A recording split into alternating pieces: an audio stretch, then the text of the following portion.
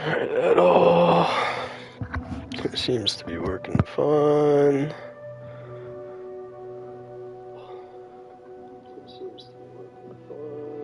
Alright, cool. Got it all going.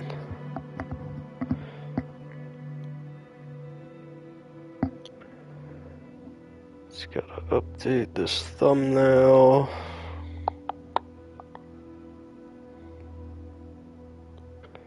And we're good to go.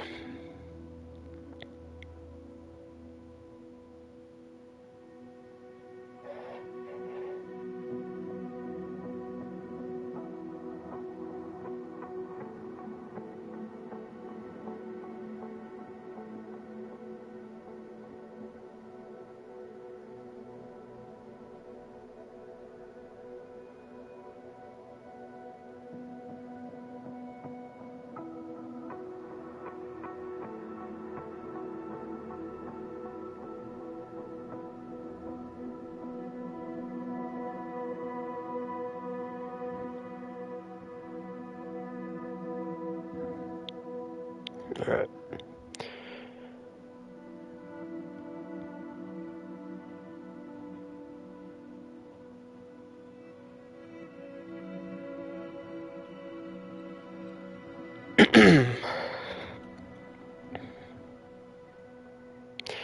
Well, that wasn't what I wanted to do. Bear with me if there's anyone here.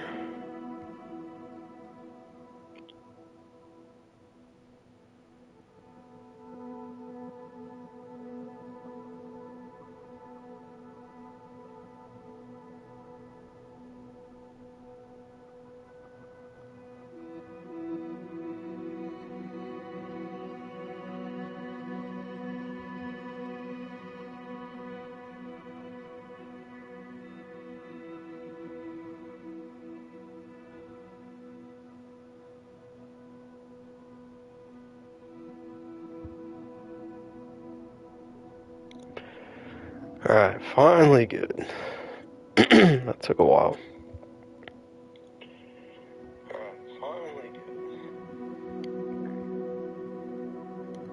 Boom. Where to fly? Let's fly today. Let's fly away. Alright.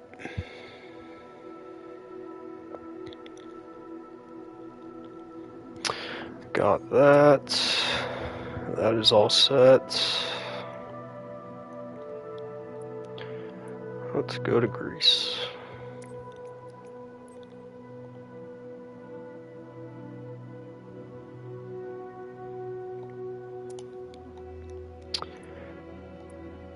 Covered the chopper. Hot Rod, what's going on, you legend? Dude, some crazy racing yesterday. I can't believe that you had the cojones to approach the crazy NURB reverse, man. I still haven't tried it. I've just been rocking B, but like, my god. Slow, what's going on, man? Oh yeah, you just eating some lunch? Yeah, here's a question for you. Do you ever eat pizza? I mean, you make so much of it and you're slinging it left and right. It's kind of like, do you get tired of eating it? Oh, Corfu is actually a beautiful city. Let's go there. Just doing a little exploring, Slow. Checking out Greece right now. I'm gonna take you guys to Corfu. It's a pretty cool place. All right, yeah, here's the port, I believe. Yeah, because that's the castle. All right, cool. That's where we're gonna go. We're going to Corfu.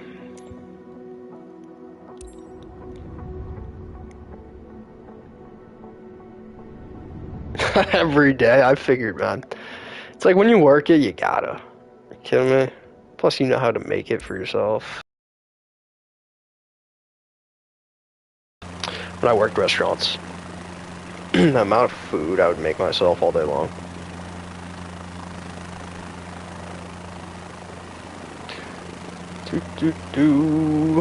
Oh, Slow, you're a legend. Good man. Good man, Hot Rod. Oh, dude. The way you talk cracks me up, bro. You are hilarious, dude. Alright, so I am at Corfu. I gotta get my bearings here. Alright, so... I didn't even know they had an airport here, to be honest with you.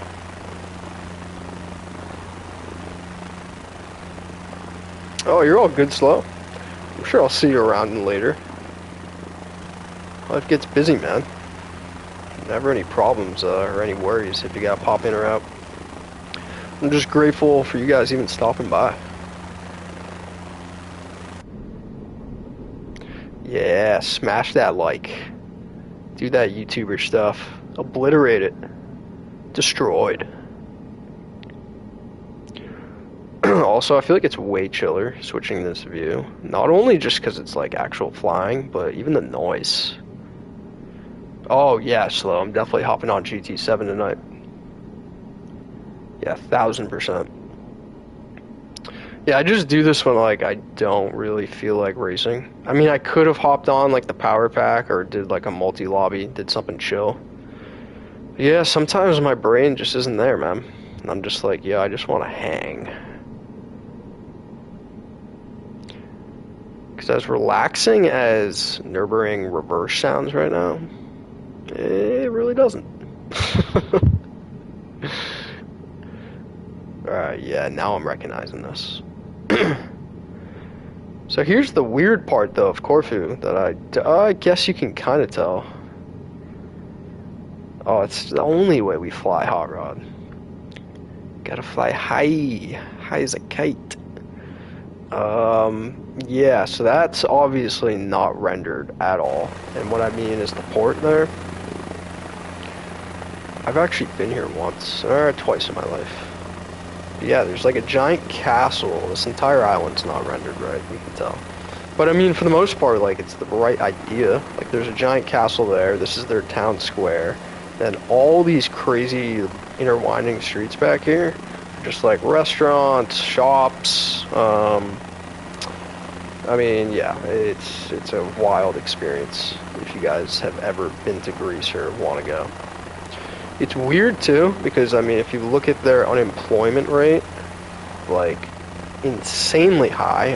I don't want to be talking out my ass here, but I'm pretty sure it's like half the country's unemployed. I think it's like 40% or something insane. But when you visit here, it literally feels like that. It feels like, obviously you're there for vacation, but you feel like the locals are on vacation. It's weird. This is probably the most beautiful area of the entire world I've ever been to. I'm sure many of you have much better places on your list that you've been to. But my God, the Med is something else. Oh, how'd you do in race B, Slow? Alright, this is gonna take too long in a helicopter, so we are gonna... Yeah, Hot Rod. I mean, I've had the grand fortune of being able to go twice in my life. I mean, never by my own accord in terms of, like, if it wasn't for my fake uncle, so to speak, that paid for it. We're not blood related, but it's like my dad's best friend from growing up. I mean, if he wasn't paying for these kind of trips, like, I never would have the great fortune of visiting these places. Because even just getting here from the US, my God, that's an arm and a leg. Oh, this is a cool place. Alright.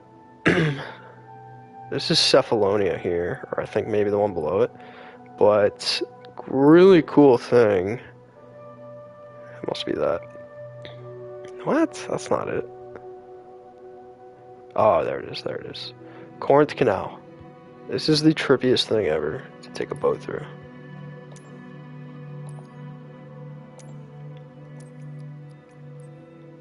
Let's go check it out. I want to go see Athens too. There, I've actually never been in real life.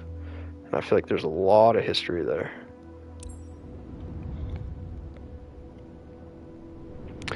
Yeah, I mean, it was definitely pretty sweet, for sure. For sure. Honestly, it's hard to talk about. I feel like doing a trip like that without completely sounding like a jackass and like you're bragging. But once again, like, yeah, I just never would have been able to afford something like this on my own. Unbelievable. Slip, what is going on, you legend? Also, Hot Rod, I just realized you're the only person in here that's not a mod. I'm making you one. How often you're in my streams? Alright. That should do it. You should have your mod powers now. You get to kick all the non-pizza slingers that enter here. And feel free to, I mean, granted, I just have a humble little stream, you know? Like, I feel like as I keep doing more and more lives, I'm sure I'll get more traction. Congrats, you are one now, bro. You deserve it. But, yeah, as I get more traction and, like, more people, other than just, like, the friends I've made in GT7 and stuff like that, start visiting the stream, I'm sure then will be more need for you guys to keep a lookout. But, yeah, for now, I'm just more rewarding the people that I feel like I see all the time. It's like, you guys deserve it. Oh, but where I was going with that is obviously, as we get more people in different streams, feel free if you guys ever want to, like, toss your links up, anything like that. I am cool with it. Slow. Take care, man. I will see you on GT7 later, I assume. Definitely gonna be doing some racing. Can't even talk. Racing and practicing. For all those wondering, if you didn't hear me before, this is the Corinth Canal. Looks nothing like this in real life. I mean, it's similar. It's like probably about this size in terms of like visually dimensions, but there is not this amount of trees and debris down here.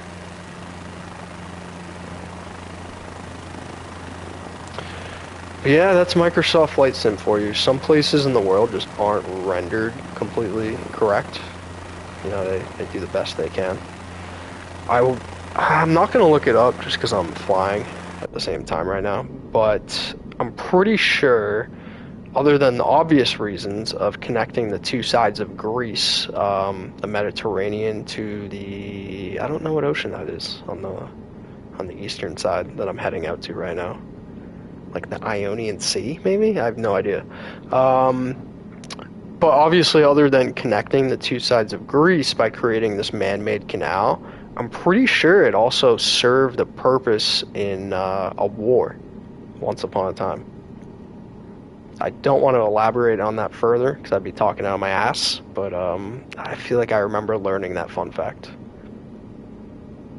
Irish, what's going on, you legend? Hope the day's going well. Getting some good gaming in.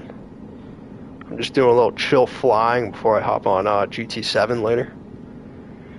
We currently just passed the Corinth Canal, and we are on the more eastern part of Greece. If I actually, let's see if I can see it. Oh, I know it's not close. So hold on. I doubt I can get there by helicopter without boring you guys. But I'm pretty sure, is it Stromboli or Tromboli? There's both a volcano over here and the island of Mykonos is not too far, which is actually a really cool one to explore. Yo, what's on the menu, Irish? Oh, dude, greatly appreciate it, man. You guys are legends, doing all your liking. Total legends.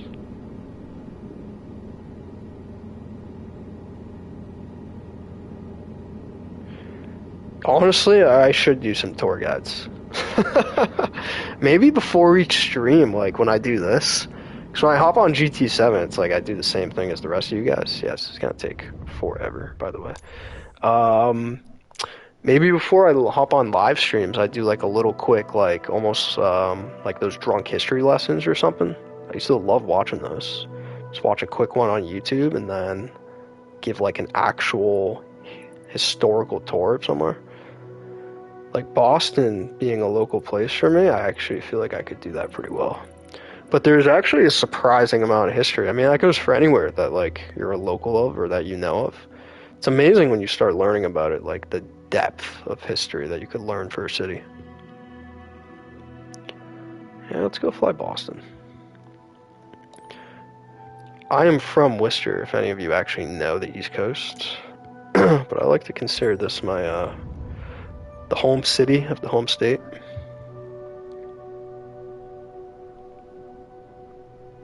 Yeah, I wish I had more fun facts, man. Honestly, I gotta look some up just to, like, refresh myself. But Boston does have some really cool history. The whole Revolutionary War. Boston Tea Party, like all the different meeting houses that they had to set up in private. A lot of it, I mean, I can show you the areas. I know where it is, I just can't give you all the fun facts. So Boston, here's the garden. I can't really show you, it's behind me. But that was the Zakim Bridge that we just passed over there. Then there's the TD Garden. It's over on the right there, below like those tall ass skyscrapers. I'll get you closer. I don't know why I'm showing you guys from afar. Could be cool if there's a drive. Yeah, seriously, right? I always think about that all the time, Slip. I mean, you got games like Forza, and I'm sure there's other examples other than things like ACC and like Need for Speed or Le Mans Ultimate and stuff like that. But I can't think of any other than like GTA and Forza, really, that you can do like open world driving, which I think would be really cool for road cars.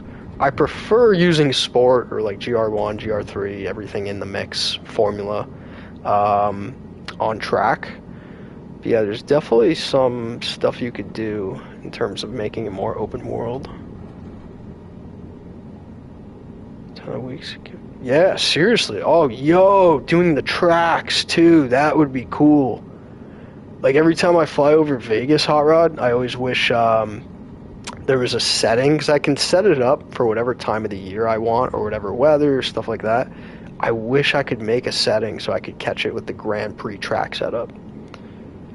Alright, so it's not much from the outside, by the way, guys. Oh, your dad's from Buffalo. Alright. So you totally are probably familiar with the area. New England. Yo, Wade, hope you're doing well, man. Was doing some chill flying. I was just out in Greece. Now I'm over in Boston showing you guys the home state. So right below me is this whole convention area for the TD Garden. And the actual rink's more like on the right side, kind of where I'm hovering above. But then this is the famous Zakim Bridge. Right across the way is Charlestown. You got a lot of harbors and stuff over here. Across over here, you're going to see Boston Logan. There's the airport. There is a lot of history in between. Like, I think this is where, if you're ever walking Boston, they dock the old ships. Yeah, I think that's a rendering of it. Yeah, the old warships are over here. And then I think Bunker Hill is also nearby, but I could be wrong. It's like a giant monument that looks like the Washington Monument. But yeah, Logan Airport, one of the coolest views, I'll change views so I can show you it, that you'll get of the skyline. I mean, most of the cool views you'll get are really around the city, but there is, let's see if I can see that, might need to get a little higher. On the north shore here, I actually went to college a good ways up the North Shore, so I feel like I was in this area all the time, coming down towards Boston. But where is it? It might be that straight ahead, honestly. Just here next to Logan. Yeah, I think it is. There's a strip of land known as Nahant that, like, you can take this road to get out to. Now, I know it doesn't really look like it's a strip of land. It looks like it's all connected, but it's like a single lane, like, road that you take to get there. But the views from like this old neighborhood at the very end of the Boston skyline are insane at night.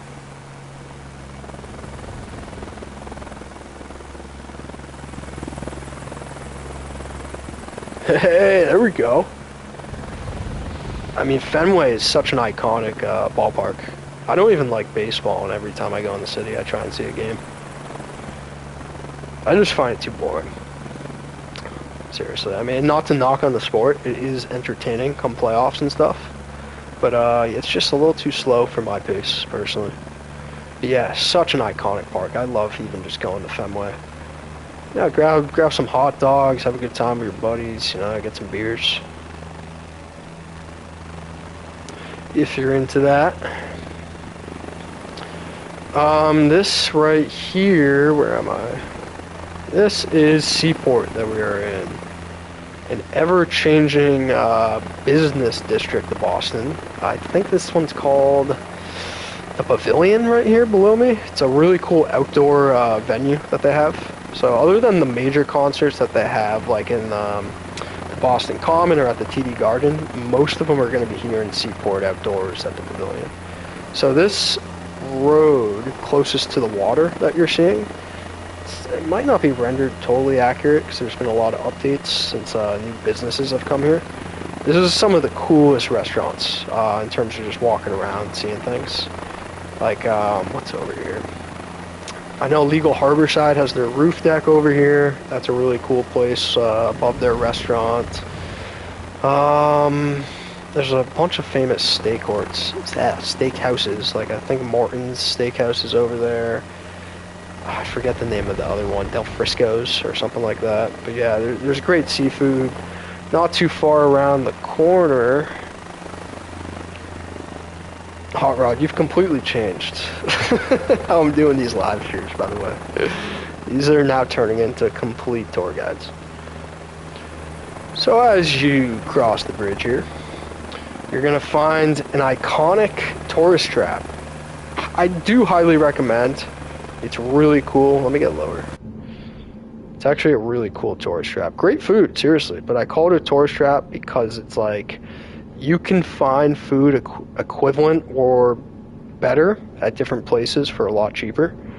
But like this is one of the highly recommended places everyone checks out. It's that yellow-red tent down there. It's called the Barking Crab. And it is just one of the most famous seafood places in Boston. Other than like Union Oyster House. Can't even really think of too many others right now. This is the Wharf right here. It is a World Convention Center for businesses alike. This is a famous hotel. I think it's called like something on the wharf, but the thing I'm flying over right now. It's actually a really cool area to walk around. Right next to it, right here. It's doing an awful job flying as I'm showing you guys this.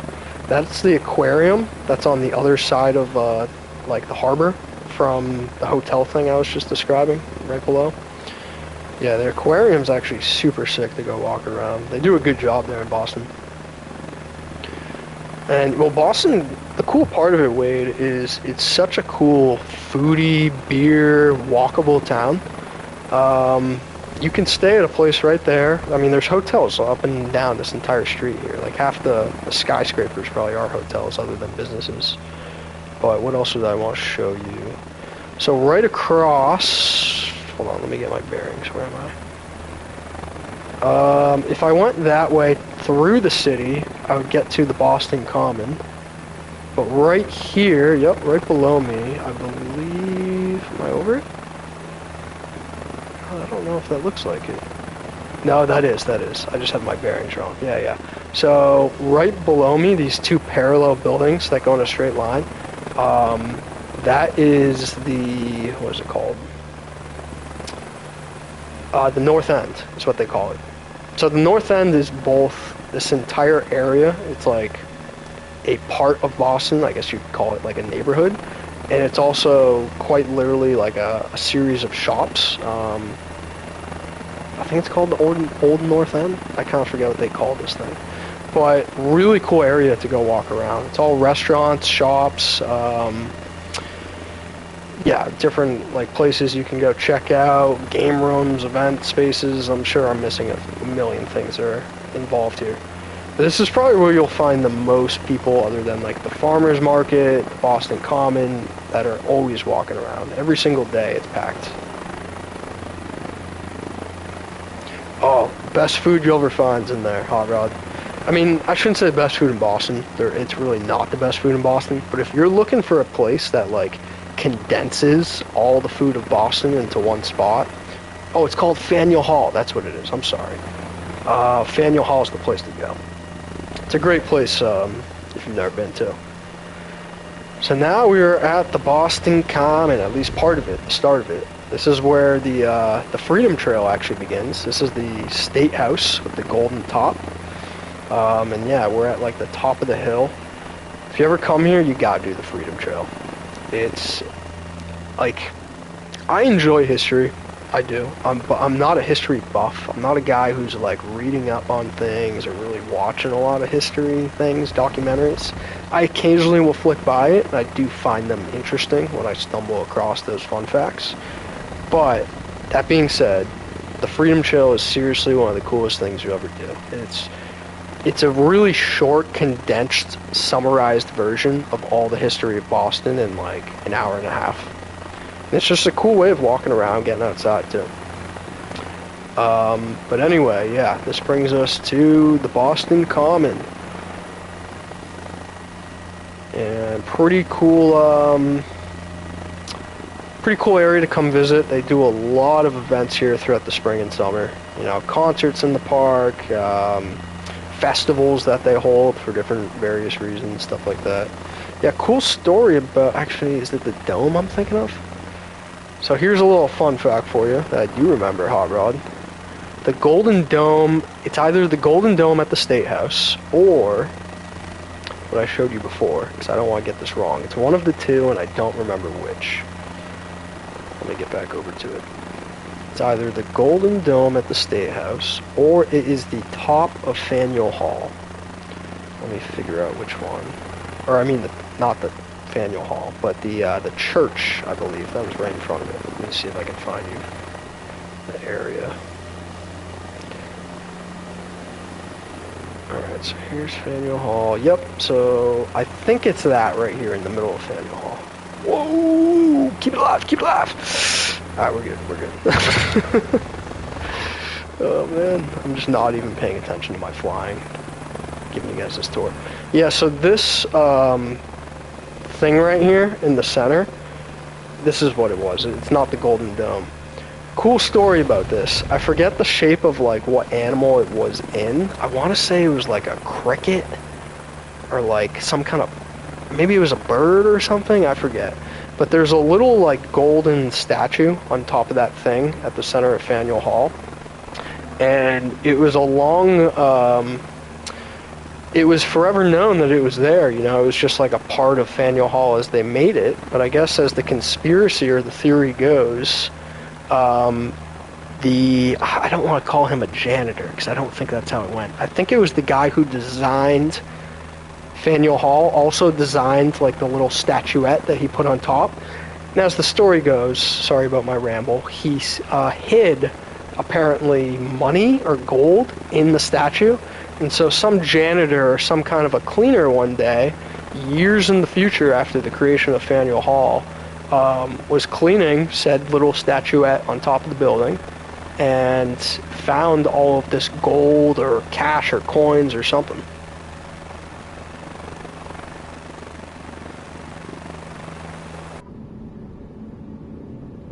Pretty crazy.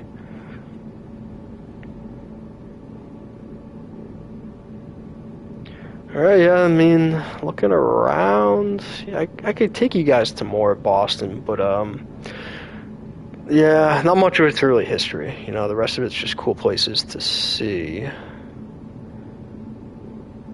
Like, this is the Charles River. It's a great place to boat, because you can actually start towns up, and you can go all the way through Boston, out to the port. You go through a couple of locks here and there, and then you can make it out to the ocean. Cape Town, done. I'll go to Cape Town. Aren't you from South Africa, Wade? He's not cleaning anymore, buddy. No, sir, he's not. Oh, man. Can you imagine, dude? It's like finding 10 grand in a pizza box one day, Hot Rod. Alright, what am I doing? Oh, yeah. Let's go to Cape Town. Cape Town. I don't know much about South Africa, and apologies, Wade, because I'm sure I've said this story before every time you probably come on my live and mention South Africa. Where's Cape Town? I'm in South America. I'm such an idiot. I'm like looking at it like that doesn't look right. So, as the story goes, I don't know much about South Africa, but here's my little exposure. Other than like Invictus, Nelson Mandela, apartheid, all that kind of stuff that most of us know about it. Rusty, what's going on, man? Just doing a little flying down to Cape Town right now. The one story, anyway, that I know about South Africa, other than the vague things I just mentioned that majority of us all know, is this one, I guess two, Dave Matthews Band. I love him, and apparently he was born in South Africa? I don't know. But it was from Dave Matthews that I heard this story of Sixto Rodriguez, I think is his name. Which, I guess if you're from South Africa, like very famous artist that everyone knows. But here's where it gets weird is, and I'll get into his whole background and origin and all that, but I guess if you're South African, and correct me if I'm wrong, Wade, Sixto Rodriguez is kind of like saying, like, oh, like, do you know Elvis? Or, like, do you know, like, the Beatles? Or do you know of, like, I don't know, just any, like, major band, you know what I mean? Like, is that correct in my assessment? That's kind of like saying that. Fly over the island. All right, let me get my bearings on where I am. And maybe I'm getting his name wrong. I'm thinking of the guy who wrote Sugar Man, by the way, Wade.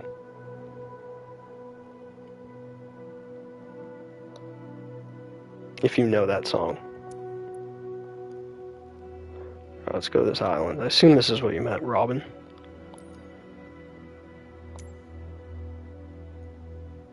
Yeah, spot on. So, as the story goes, Hot Rod and any other non-South Africans that haven't heard this one, I love music, so this is how I came across this. I was watching the documentary, too, after Dave Matthews Band had mentioned his name and just, like, vaguely told the story. But a homeless man from Detroit, as the story goes, in, like, the 60s or 70s or something like that. I'm going to get some details wrong here. He was a homeless man in Detroit, and he loved music, played guitar, wrote songs, and he would play at, like, open mics, stuff like that. This record producer guy, who was a professional record producer, heard him one night at, like, an open mic or something like that. It was like, oh, I like your music. Are you ever interested in making an album? Blah, blah, blah. And the guy agreed, and they went and made an album. And he would meet him at, like, bus stops and random stuff, because he didn't really, I don't think he had a lot of money, or was homeless, so he couldn't really get around well. So he would meet him and eventually created an album. Years went by, the album sucked, no one ever bought it, got stored away. As the story goes, up to like 15, 20 years later, or something around that timeline, the grandson of that record producer who had created that album was going backpacking to South Africa, of all places. And he just so happened to bring this cassette tape, a bunch of cassette tapes with him that he was doing with his travels. Now, if you know anything about South Africa, the crime rate, especially when it comes to carjackings, is very high. And I don't know if it's very high now, at least at the time of when I'm talking about it was.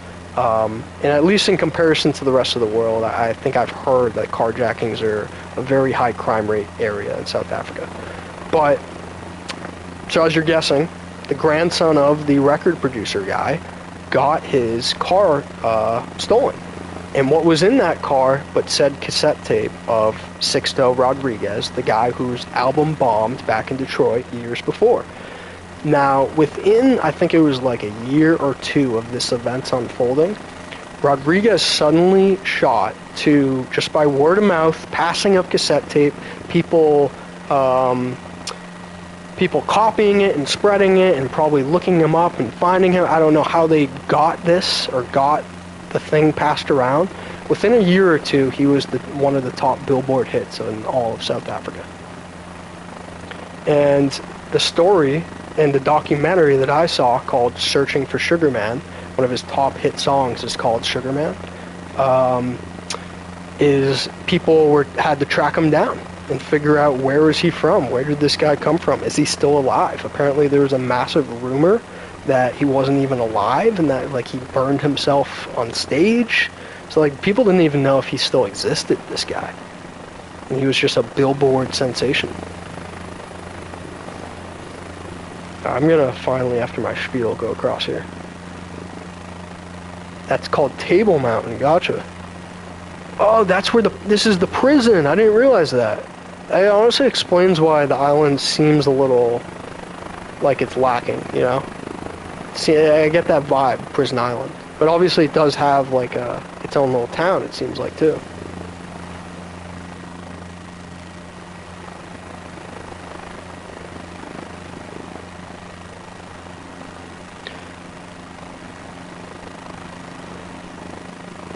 Yeah, it really is, Hot Rod. Hey, man, appreciate you just stopping by, bro.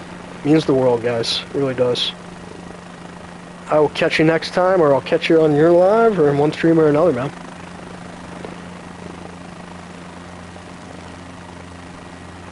Alright, I don't think this will take me too long. I got enough fuel to get over there.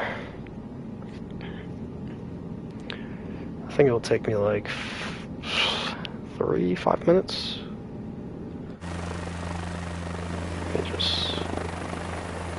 Oh, yeah, I'm not going that fast, actually.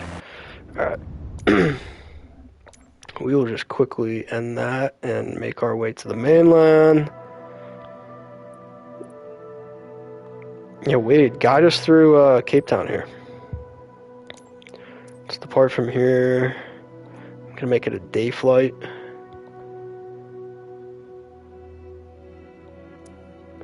Certain areas I like doing night flights, like mainly like, I guess more bright lit cities at night and stuff like that. You know, Vegas is a great one. Hong Kong, New York, stuff like that. But for the purpose of like anywhere historical or anywhere I actually want to see what's going on, I usually do a day flight. This is beautiful. My God.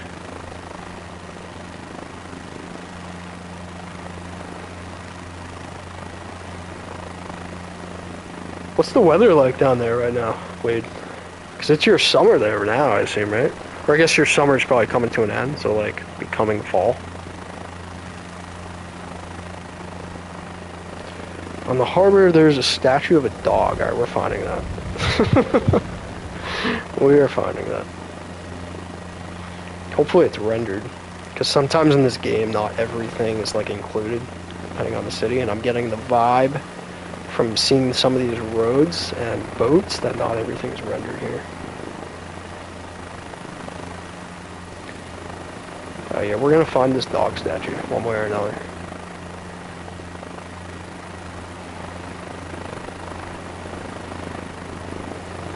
For anyone just hopping in, we are in Cape Town, South Africa.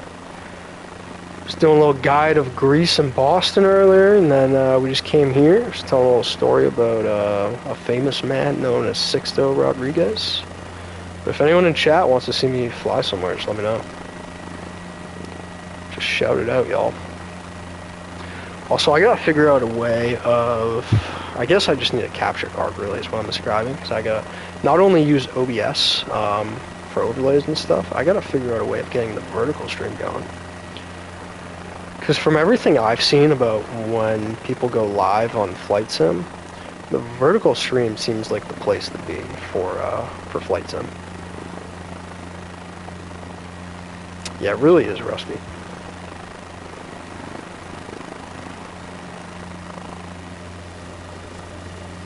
Yeah, wow.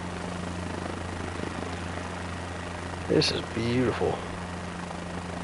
Probably should have picked something a little faster to get up to the mountains, but for the sake of touring, I feel like being in a helicopter is really where you need to be. And I prefer flying real, but I think for seeing everything, this is probably better. Even though the noise might be a little annoying for you guys. But I guess you guys are all GT7 players. What am I talking about? You're used to crazy engine noises.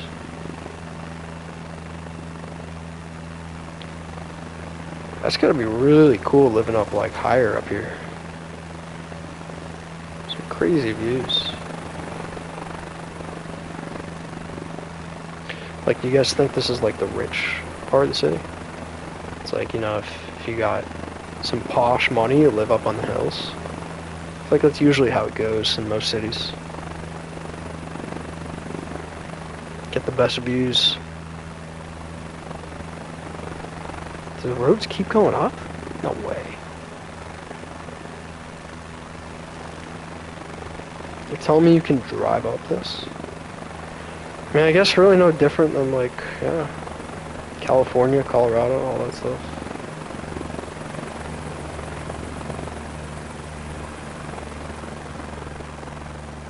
Oh, no way.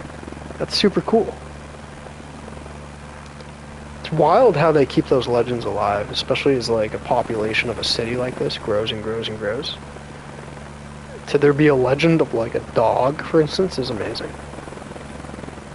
So I feel like usually you only hear about that kind of stuff in small towns. Alright, where do these roads go? We gotta follow them. Alright, let's follow the mountain road. See where it leads us.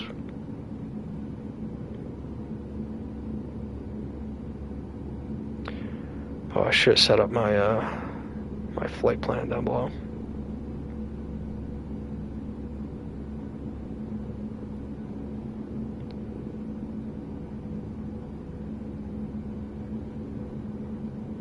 Yeah, it's not rendered fully. So that goes across there. Oh, alright, so that must be coming from somewhere then, if it leads to the city. So I guess we gotta get above this mountain. See where it goes. Alright, after I see over this mountain. Oh, that's really cool. How did you spell that? Chapman's? Is that what it is?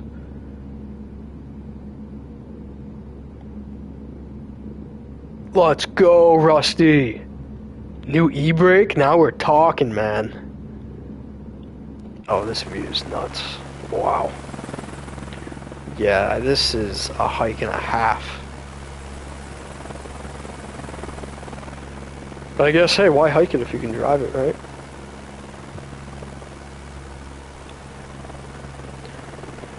What's my altitude? Only 21.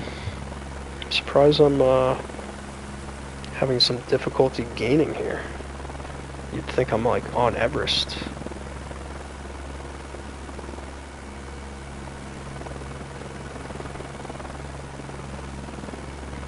Like I'm at sea level. I'm so confused. Why is this struggling so hard? I can't go higher? What is happening? There's no air up here. No oxygen. I got bail somehow without completely wrecking this. Let's turn the rudders and go down. There we go. Nice. Is my altitude wrong? It says 2,300 feet. Why would I be having difficulty?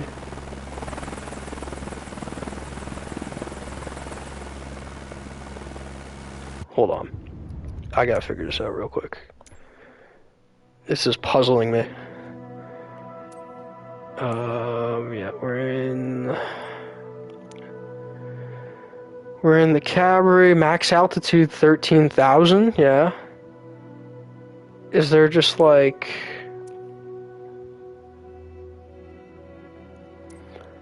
This is mind-bending.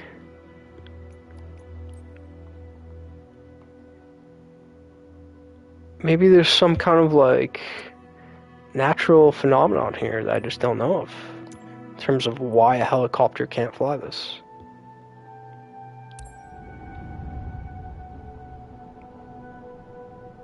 Oh, I can't even imagine up there in the winter. It really is I think it's just wild how close it is in vicinity to the city. That's got to be a cool way of overseeing that. I mean, and the fact that you have the ocean too, you probably just feel like you can see out forever. That's probably one of my favorite hikes I've ever done. I didn't even take you guys there. I was actually near it when we were flying earlier at Corfu. In my travels to Greece, there was this small island we went to, and to this day, I still haven't been able to find the name of it. Because it wasn't like it was inhabited. There were like small, like, I guess I'd almost call them like local villagers that live there, you know what I mean? Or just, I guess, people that built houses on this said island. But it wasn't inhabited in the sense that like there was like a roads or town or anything like that. It was literally just like a very small, just like jungle-looking island, kind of like what this mountainside looks like to the right.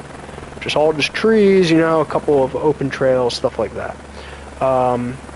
Anyway, long story straight, where it was in the Mediterranean, or not Mediterranean, like Ionian Sea or whatever it was over there, where it wasn't really next to any other islands. And so because of that, when you got to the top, this is the first time in my life I've ever experienced this. And I'm sure right here you actually get a similar sense of it.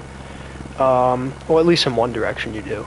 In 360 direction, you could see the horizon, like out in the ocean.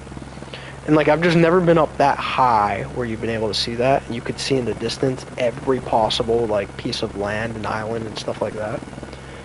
I feel like I've been up high where you can see like the horizon and the distance of land, but never like, you know, open ocean before. So that was kind of trippy for me.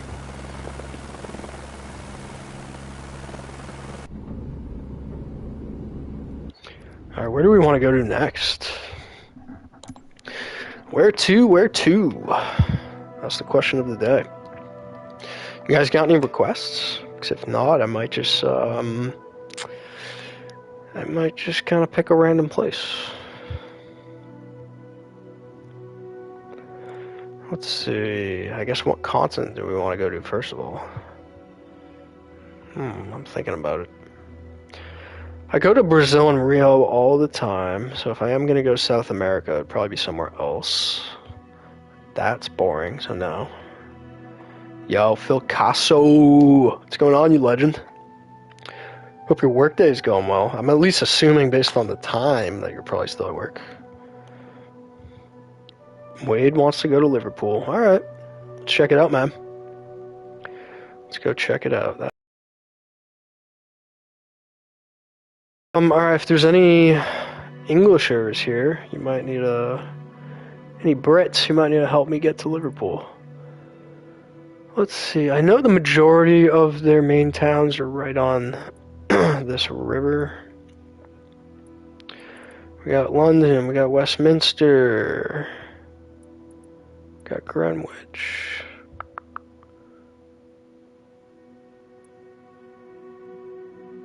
You know what? I bet it's labeled. That's London. West Coast word. Thank you. Anytime I see like anything yellowed, I assume it might be that. Alright, let's zoom out. Liverpool, there we go. I found it. Where is the main city? Right here. Royal Building, any other landmarks? Goodison Park, Anfield Stadium, we'll go see Anfield.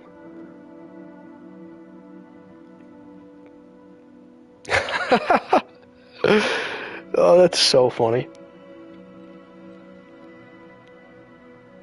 That happens to me so often, Phil. I feel like the worst is when you make a comment about like what they're doing 45 minutes prior. That always cracks me up.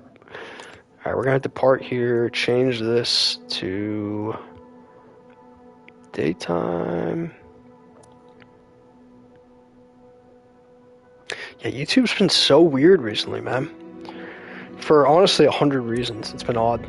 Whether it's the bots, whether it's not being live, whether it's the likes, things just not working. Chat sometimes craps out. Let's see. Right? Just like, is everyone ignoring me right now? The audacity.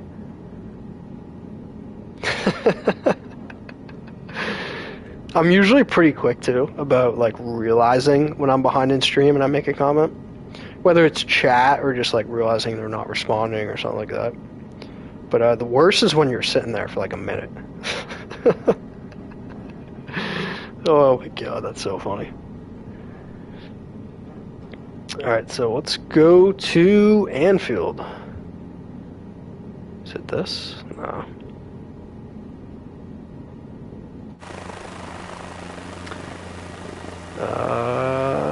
Yeah, it is this. Do do do do do do do do do do. Do do do do do do. Oh, I'm piloting, baby. I don't know what any of this stuff is. I wish I could give you guys a proper tour of Liverpool. I don't know anything about it. Hot Rod gave me a great idea earlier, Phil, where I am going to start doing research on all the places I'm flying before I actually go there. And I'm going to give almost like, I don't know, like a little guided tour type thing. I was trying to do it in Boston when I was flying that earlier, just because I'm from Massachusetts, so I could give a little history of it. And then when we flew down in South Africa near Cape Town, I just told like a story of Sixto Rodriguez that I'd heard, who's an artist who is pretty famous from there. But no, I seriously need to do a little research, almost do like, if you guys have ever seen those documentary things, Drunken History, or Drunk History, whatever it's called. Be a cool way of doing it. Oh, I wish I could do dogfights in this game so badly. That was half the reason I actually got Flight Simulator. But no, in terms of dogfights, there's better games for it for on flight sticks. Way better games. It's because even with the jets in this game, you don't have any like shooting capabilities. So I mean, it's like, yeah, you can chase people, do like a fake dogfight, but it's not the same. This is more just real flying, I'd say, this game. You know, and aircraft, both the instrumentation and the actual like realism of flying each aircraft, kind of, I guess, no different than GT7, how each car really is simulated to represent the real car. Yeah, Rusty, that's what we aim for, man. It's not even the stream though, man. It's just the game. The game is so relaxing. It takes a little bit to figure out how to actually fly. Yeah, like Pilot Wing, spot on. Ace Combat, same idea. If you want to actually fight people in games, there's way better ones. Ace Combat and what's the other one? Oh my god, I forgot the name of it. There's another one that's better for modern dogfights. But I don't like it as much. You can't get any of like the modern aircrafts. I shouldn't have even called them modern dogfights. It's more like old school dogfights. Alright, Liverpool. Cool, quaint little town. Pretty cute. Pretty cute. Yeah, War Thunder, that's what it is, Wade. Thank you so much. Thank you, bro. You're a legend. Yeah, War Thunder's probably the best sim when it comes to dogfighting, I would say.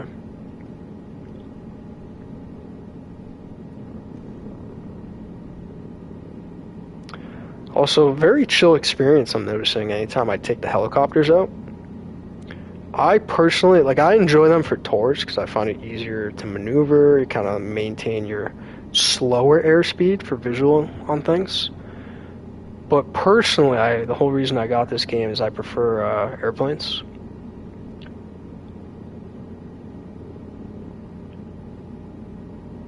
I feel like it definitely gives a little more intensity too sometimes when you're flying a little faster. Let's go see what downtown Liverpool is all about. Hey Phil, are you doing any live streaming tonight, by the way? Hey, lobbies. I might do a little bit of dailies after I hop on or hop off of this. Yeah, they go hand in hand, right? They really do. Both are side hobbies of mine for sure. Piloting I want to actually get into because I have my Part 107 for droning, which essentially is just a fancy way of saying I have a commercial license for it if I ever, which, I mean, I haven't really put to use, you know, it's not like I do it for my job or anything like that. I have gotten paid for it, which, I mean, you need it to accept any kind of payment for, I mean, unless you do it for free for friends and stuff like that. But for any kind of drone operations, for the most part, to accept payment and even just to do certain things like flying over roads, flying over publicly accessible areas, you know, that people are in, stuff like that. You definitely need a license over just having your, what's it called? It's called like a safety, like Trust Act or something like that. Essentially, when you first get any DJI product, they make you sign it. And it's just like a fancy fake piece of paper that says I'm a recreational flyer. But anyway, where I was going with that spiel, I tend to distract myself. That's ADHD for you. I want to learn how to like really fly, even if it's just like a basic Cessna at some point in life. So, I mean, they're pretty expensive. If I can find a way of doing it in a cheap way, that would be amazing. But yeah, I think pilot school would be a really cool thing to attend. Even if I do it like in a slower capacity where it takes me a number of years to really get my hours down and actually learn. But I mean, when it comes to how they take you through it, other than the class material, I'll actually show you guys it really quick. Hold on. Oh, word, you're going to be on 10 p.m. Eastern time. Good to know. I'll be there. Yeah, what I was saying before, too, before I cut myself off in my own spiel, is I'm going to be doing a couple dailies just to try and be a little better. But after that, tonight, I'm just looking for some chill driving, so I'll probably hop in your lobbies, Phil. But yeah, so in real life pilot school, other than the classes and like what you're actually going to learn from the instructor and obviously him taking you in a plane, and the first couple times they put you in it, you're literally just going to be sitting there as a passenger, you know, just essentially he's going to be talking you through it, kind of like how somebody might talk you through a lap guide or something like that. And not only what he's physically doing, but the instrumentation and all that, and that's half of the class material you're going to get. But the first thing they do when it comes to no different than hopping on a GT7 simulator, the plane simulators that they have at all these different courses that are available, no different than the one I have here in my apartment. Well, I guess some are different. Some have the actual, what's it called? I don't know the word for this, but I've seen it for like even GT7 drivers when your entire rig can move. Some have like that motion to it. I don't know what to call it. But they have basic handling, takeoff and landing sessions. VFR navigation is a huge one. So these are more about how to operate the plane. This one's how to actually use your instruments on the plane and how to like... VFR is more about learning how to fly if you can't see. Or is IFR that one? I think IFR is weather related and VFR is more night related. Yeah, exactly that, Phil. The 4D motion rig. That's what I was thinking of. So I feel like some actual courses might put you in a motion rig, but for the most part, it's just going to be a basic simulator. But the rest of these are just kind of like fun activities to learn specific planes. But if you actually ever wanted to learn how to fly, and I mean like real life, I think it puts you in a Cessna. But yeah, look, it's like sim controls, aircraft essentials, you learn attitude, pitch, your turns, rolls, power settings, where they are in the aircraft, your trim management, maneuver tests. Takeoff and landing takes you through your pre-flight checklists, taxiing the runway, takeoffs, your landing yoke management, throttle management in your landing, and then just total control of landing, downwind takeoffs and landings, and then your first entire solo flight, essentially piecing it all together into one total flight. And for that, it's actually a pretty quick course too, because when you piece it all together, you're really just taxiing the runway, taking off, doing a lap around the airport, and then coming back and landing. So it's not too long of a course going through all this. I found VFR and IFR to be way more intensive. That took me a little bit longer to kind of get the hand of, and it has nothing to do with like the actual course. Like, it's pretty quick to actually do it. It's more just like it's tricky. It's like suddenly you're just getting into more advanced material. Like even this, because you're paying attention to so many things at once. That to then say, hey, I'm not going to be looking out the front window, but I'm going to go look at my instruments for a second, is a whole different ballgame. Because at least in GT7, like if you're doing like your instrument controls, like let's say you want to switch your brake balance, switch your fuel saving, any of that, you can pretty much do any of those in like a quick second, you know what I mean? Versus to go onto your instruments here, like you're staring at it for a good 30 seconds. Trying to switch gears, or trying to toggle to the next page, or trying to make sure you're lined up in the right direction, you have the right heading. Alright, what do we want to do now?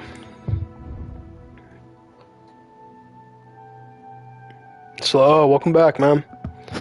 I go on so many tangents, I'm like almost gotta get myself caught up in chat. Alright, let's see. Where do we want to go? Could go to Dubai. I go there a lot though. There's no need. Same with, is this Sri Lanka?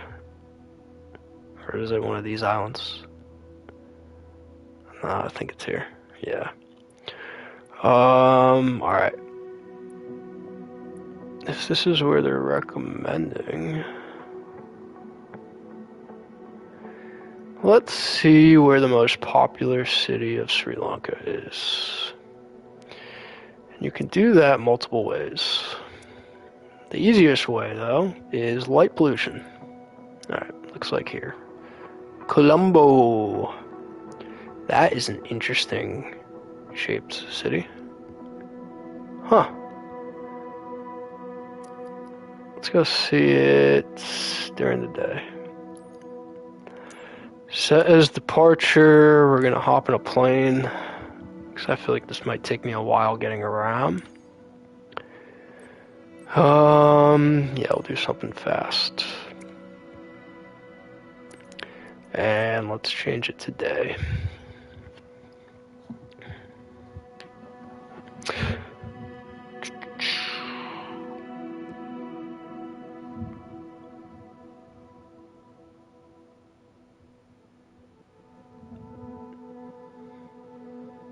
Alright, that's good.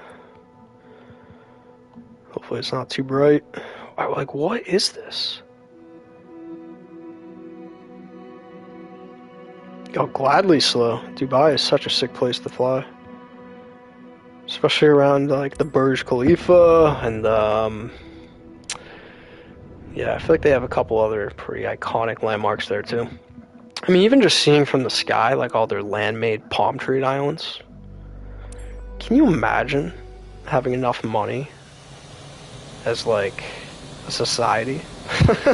As a local government, having enough money that you're like, yeah, let's just build some islands in the shape of palm trees. That'll be cool. That's insane. Oh, I always forget that this plane, you can kind of see it from the front. Because you're going so fast and such high altitude in these kind of things, they have really good tints on the windows. But when you go in here, it seems like it's like almost nighttime. Like, it works well if I stare at the sun right now. I'm not going to do that to you guys. Yeah, do your thing, Slow. Do your thing. Always feel free to lurk, man. I just appreciate you guys even stopping in.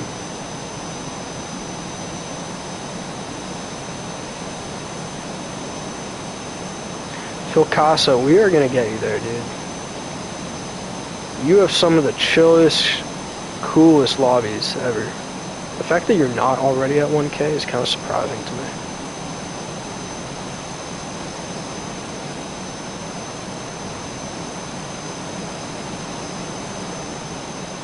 So I feel like every time I visit your lives, like there's a lot of like hangouts going on, you know? A lot of people always just chilling, coming back on a regular basis.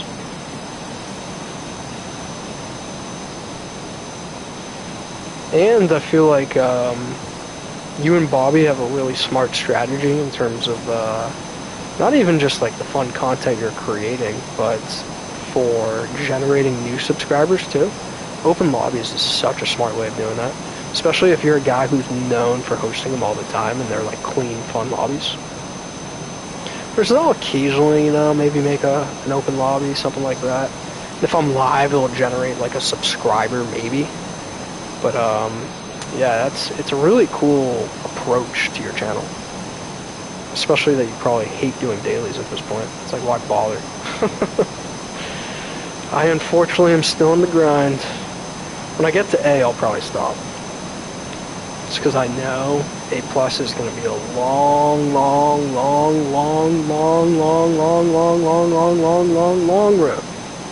If not impossible. So if I do reach A, I'll just be content sitting there for a while. That makes sense too, not long duration. But even like, thinking of that from a duration standpoint, I don't get how some guys, for instance, like let's take Callister, for instance. High world end, renowned racer. That guy's on for hours at a time, just crushing out dailies. And sure, like you could say he has a big following, not only because of his speed, but I mean, like he's hanging out, chatting with people, stuff like that. But I don't know how one is just sitting there doing dailies all day long, you know what I mean? Versus at least like yours is more interactive, like you're hanging out with the people, physically racing with them.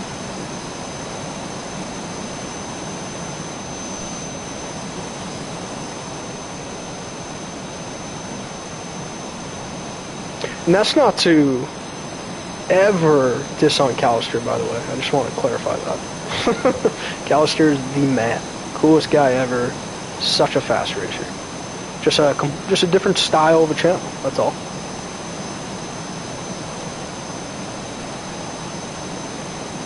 Yeah, same here, Rusty. I intentionally kind of decided this as I got into lives recently. But like, I almost intentionally don't do dailies and don't do any kind of a competitive race while I'm live. It's too much. It's too much to navigate both trying to hang out and chat with people while competitively racing. You know, I'd rather do one or the other. And that's why open lobbies are so cool, because it's like, it doesn't matter, you know, the DR doesn't matter. You crash and someone knocks you off course. It's like, sure, you're probably not happy with it, but big whoop, you know, it doesn't affect anything in the long run.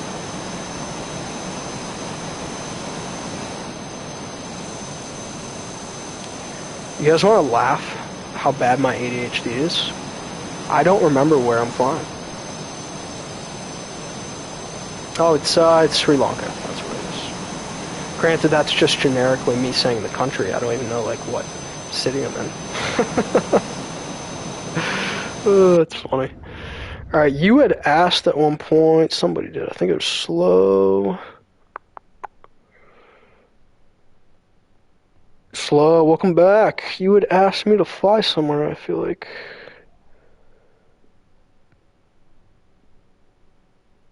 The Rockstar offices. That's so funny. Portal, what's going on, you legend? How's the day going for you, man? Abu Dhabi, that's what it was. Yas Marina. Alright. Let's go find Yas Marina. I assume it's up year round.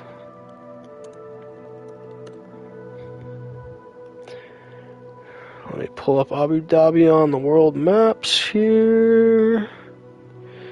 Because I actually don't know entirely where it is in relation to Dubai. Alright, that's where it is. Gotcha.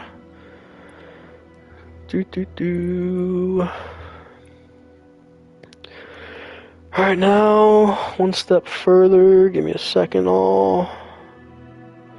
Let me turn this to satellites. Alright, I got it. Here it is. Yas Marina. Alright, we're definitely doing a helicopter here.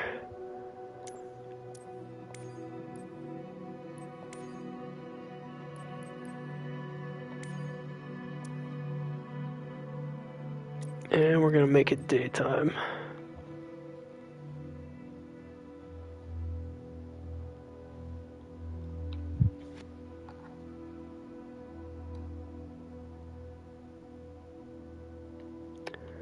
Alright, that should be good. Let's go check it out.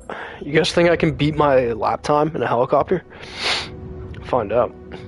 Might still get a penalty here. Find out. I thought that little nickname I used to call it, by the way, was so clever. It would honestly make me laugh, like how hard I would laugh at it, even though it probably wasn't funny. It's like almost a dad joke. Yas, I will give you a penalty, Marina.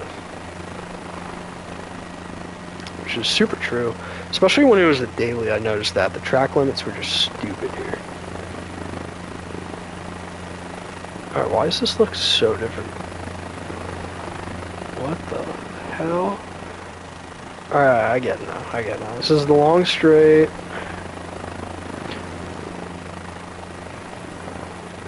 Portal, see if you can guess what track this is. This is a track in GT7. The coloring is slightly different, so I feel like you might not. Alright, there's the little chicane. You make it all the way around here. So in real life, that must be the pit stop there? I thought it was around near the grid start. Back there. Let's get lower.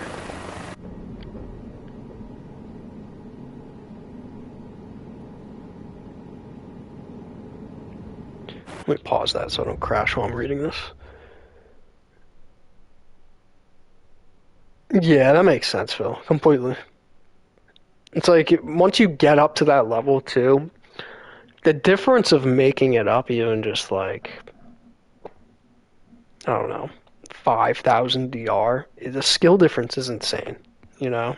So it's like, I do get the why bother portion, especially once you make it up to A. And the time commitment, too, is just like, you know, you kind of have to assess if you even want to do that. Might as well just have fun with it, seriously. For the love of racing, right? And can I get a hot rod? I've wanted to say that for the longest time, hot rod. Every time I read your name.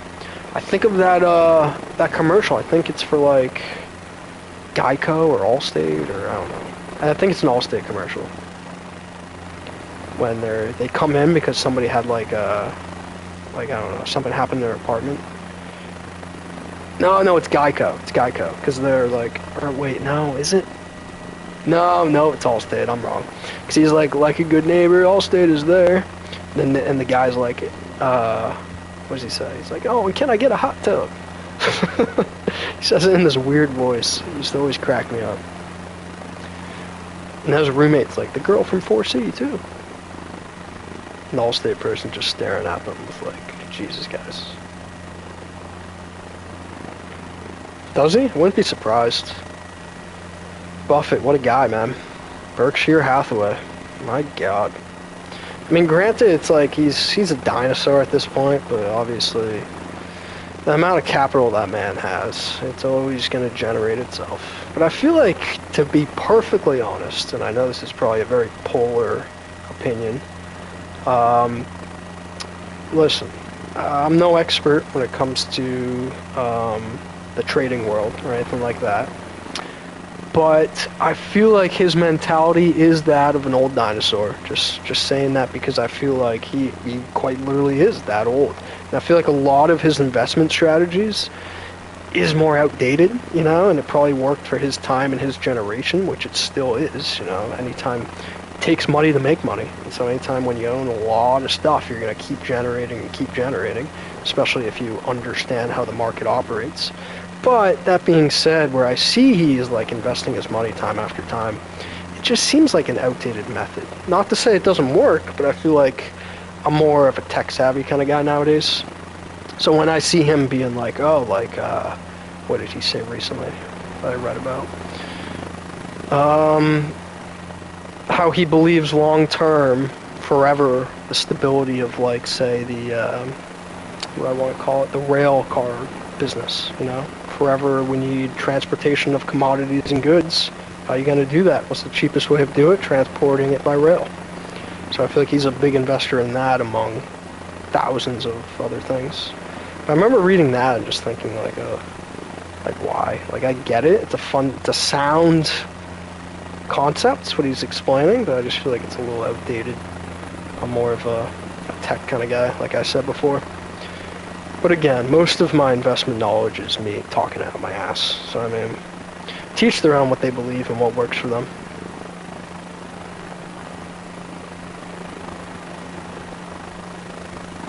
Yeah, slow. I've seen a couple for sure. I don't know if you're referring to a recent one that I've seen. Yeah, I check out everyone's videos. I always toss them a like. I do have to be better with you, though, about tossing you some comments. Anytime I see people comment on my videos, I'll instantly go to theirs and just comment back. Yeah, I gotta hook you guys up. I always toss likes and chats, and I'm always in everyone's live streams. But other than just watching people's shorts and tossing them a like, I gotta show some love.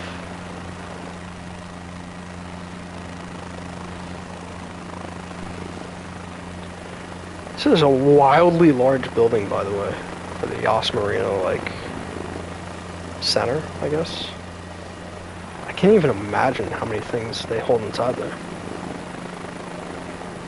Or I guess maybe because it's across the street, this actually has nothing to do with the facility. This might just be like a convention center or a business center. Alright, let's get back to the track here. Let's slow it down. Should I go walk the track, guys? That would take forever. We will fly it, though. Yeah, that's too much. Alright. There we go. Always makes me nervous thinking I'm gonna crash.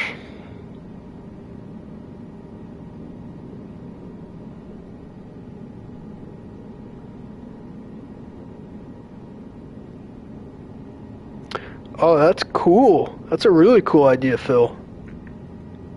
Doing collab liveries. I like that a lot.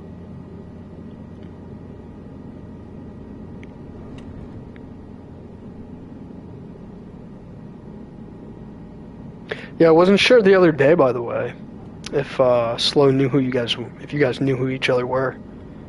When Slow was asking you about liveries, because I'm like, here I am thinking, I'm like, Phil Casso's delivery king. No, I'm glad you guys know each other, pass off liveries, all that stuff. That's awesome. Such a cool community here in GT7.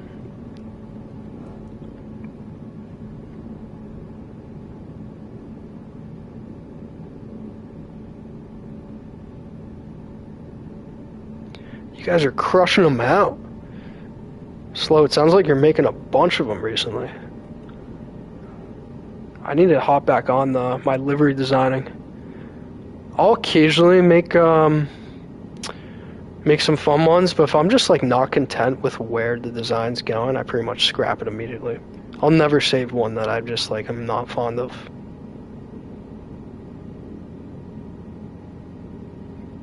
Oh, seriously, guys. Not even just like our own channels in terms of helping that, but yeah, even just like our own racecraft, our own livery design skills. Because every time I do one, and every time I watch you guys create one, like it does create more inspiration. You get more ideas for where to overlay things, what kind of designs to use. You know, maybe it's a little element of somebody's design that you never thought of that you kind of want to implement yourself. You know, I mean, anything creative and artsy is definitely like that, where you almost want to look for inspiration in different areas. Obviously, without stealing or copying, but you know, in your own way, how you interpret that.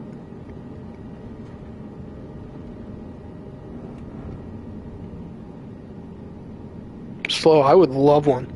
That would be awesome. I had, who who was it? I had LG make me one not too long ago.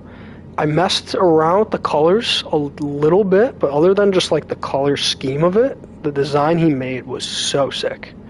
I was a huge fan. LG is quite the protege for Phil Casa. And I shouldn't even be calling him that, because I mean he's his own designer too. But yeah, LG's got some skills as well. But I would love a livery design from any of you guys. Anyone who wants to make me one, seriously, feel free. I love checking them out. And I'll rock it too. I'll rock it proudly. Yeah, Hot Rod. Now we're talking. Yeah, I'm a huge fan of yours, man. I know you might not think they're any good. I know you just said that you suck at making them. But it's just like, it's such a cool theme to me, your channel, Hot Rod. You're slinging pizzas, bro. You're slinging pizza pies. The fact that you own that is the coolest thing, man. You've made it who you are, and I have so much respect for that. I feel like I want to be known for something, you know? I'm trying to take the drone attitude as more my identity. That's kind of what my channel identity is, I guess you could say.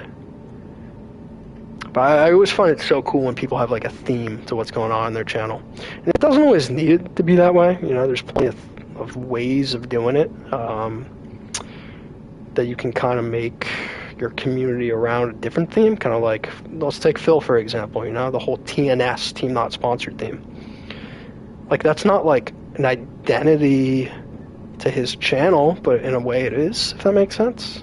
But then you got people like Sammy Snake who make it more about like the snake pit, so to speak. It's a snake-themed channel to his racing. Does that make sense, kind of, what I'm saying, or what I'm describing?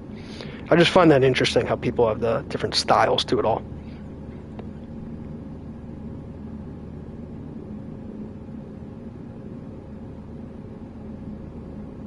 Word, I got you, Slow.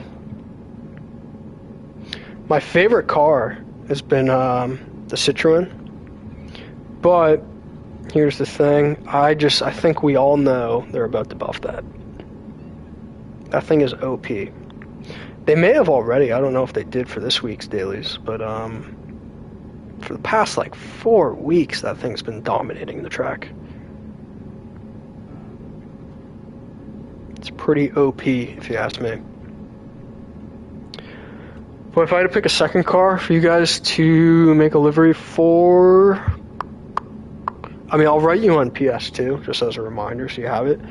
Probably like the Lexus GR4, the RCF. Yeah, probably, yeah, Lexus GR4 I would say. The RCF for sure. Hey, that's two very easy things to love, Hot Rod. You picked well, man. You picked super well. Yeah, we gotta get you on the list of like a Phil Casa or an LG Hot Rod. That'd be super interesting to see what they could do. Honestly, or any of them. Slow, Rusty. Maybe even I'll work on it later. Make you a pizza delivery livery. Oh, what a fun play on words that is, too. A pizza delivery. You get it? Oh, that's so dumb, but that's so funny. Wow. Sometimes I amaze myself.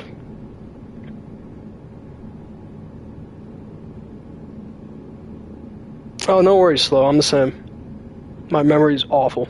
I'll write it down for you, and I'll message you on PS. You like that one, Rusty? I'm glad you guys enjoyed that one. Oh, man. Yeah, second I said it, just like popped in my head. It's like it was right there. The layup was right there. Oh, High Octane used to do that. That's fine. I've heard of him. I feel like I follow him too. I definitely see him around all the time. Also, I'm so like into the chat right now. I'm just not even paying attention to what I'm. I'm just flying in circles around Yas Marina. Let's actually go do something.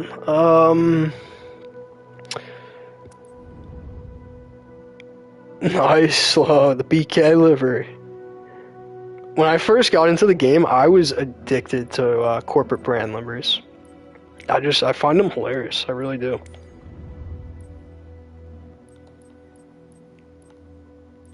Like on my, what was it, the R8 LMS, I used to have Nesquik. I thought that was kind of funny. Alright, let's do some landing challenges. Yeah, doing heli laps. Trying to beat my time, Rusty. Strong wind? Why not? Why not? Strong wind for a strong guy. Let's do it. If I remember correctly, I hate using Airbuses. But, I mean, those are the harder ones.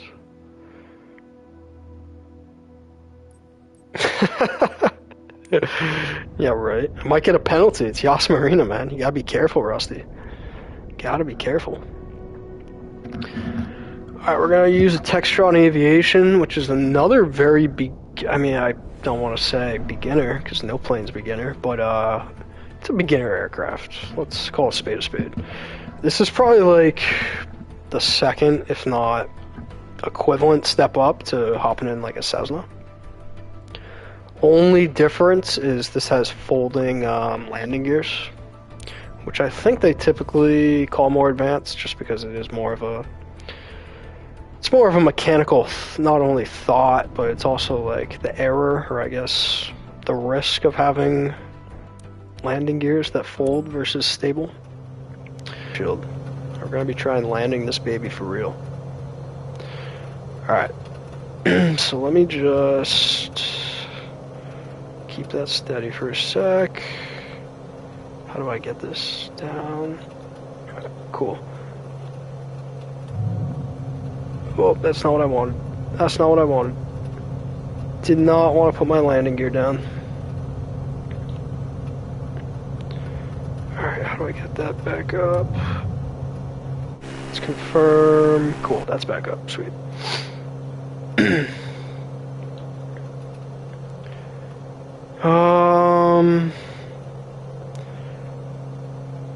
I wonder if I can land without looking up. Let's try it. Alright, so we're going to want to begin a right approach here. Looks like we're approaching half a mile. Oh wow, I need kill speed. Kill speed. Kill speed.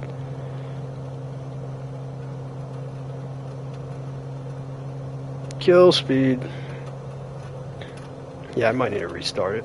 I'm way too close to the airport. Alright, we're going to try and land this without looking out the windshield, folks. This is going to be some great instrument practice, even though I guarantee I crash it.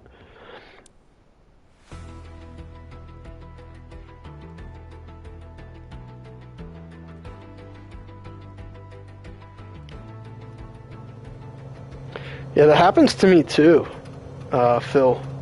I feel like so randomly, I'll run into somebody, and I'll go to sub, and it's like I already am.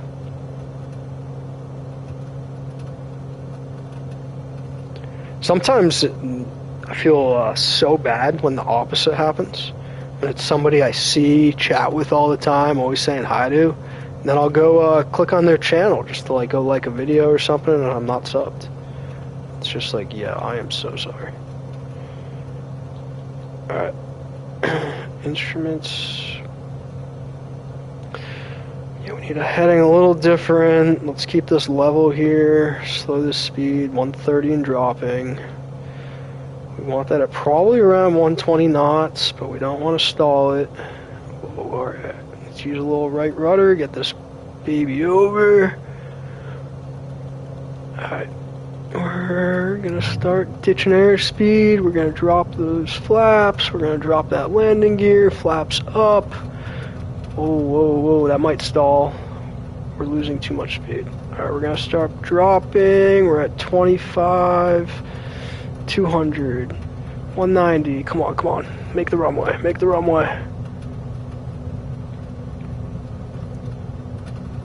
it's so windy. Right rudder, right rudder, right rudder.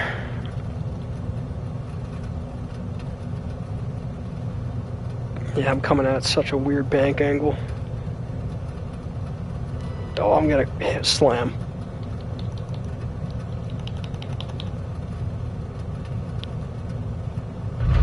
Yeah. No visuals, very difficult. Let's try that again.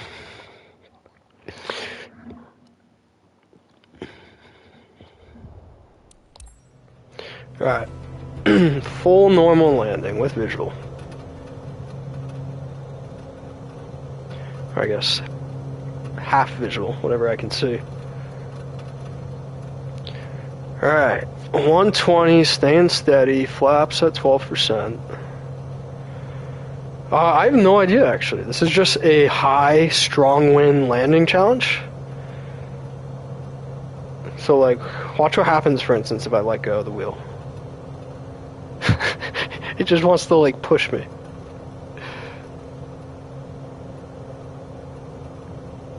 Let's try and get that back down. Yeah. Oh, whoa, whoa, whoa. Use a little rudder.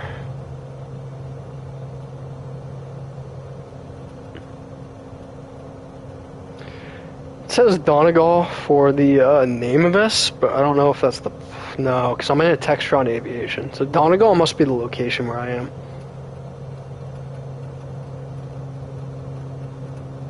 I'm guessing based on the weather this is like somewhere in the UK, but I genuinely have no idea. I would be guessing. Alright, flaps at 12. Whoa, way too much speed. We're at 6. We're still gaining. That's wrong. I did that wrong. I did that so wrong. Yeah, I'm going to be passing with way too much speed. Unless I could ditch it all, which I doubt. I'd have to use a lot of rudder control. Full flaps. Can I ditch all my speed? It's too short of a runway.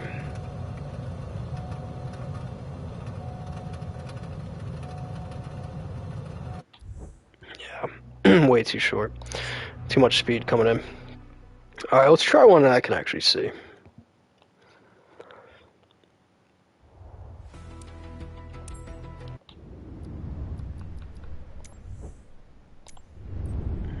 Yeah, I need to bring my elevation down way sooner.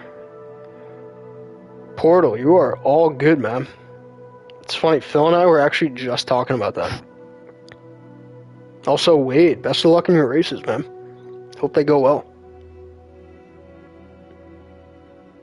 But yeah, that's so funny, Portal. That happens to me all the time sometimes when I join people's stream.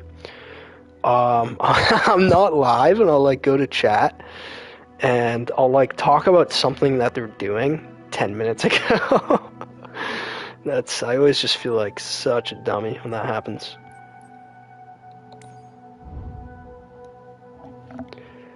Alright, let's see.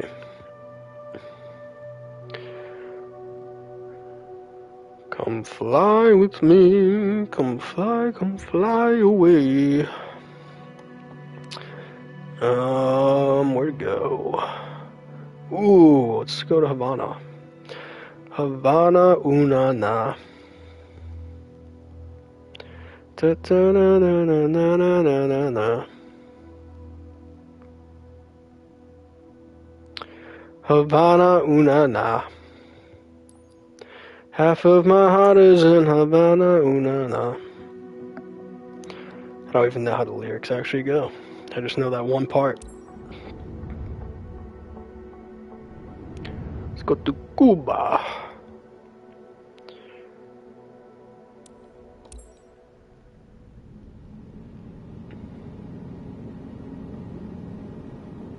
This place is beautiful.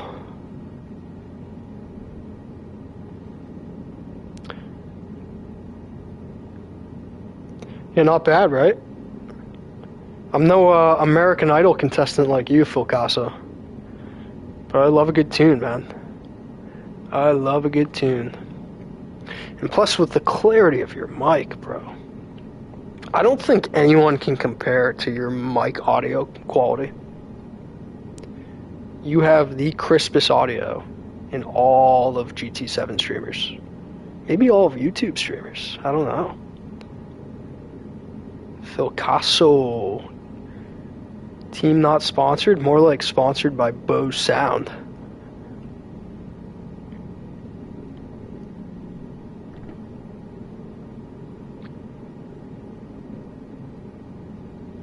Was it really? Did he send you a mic?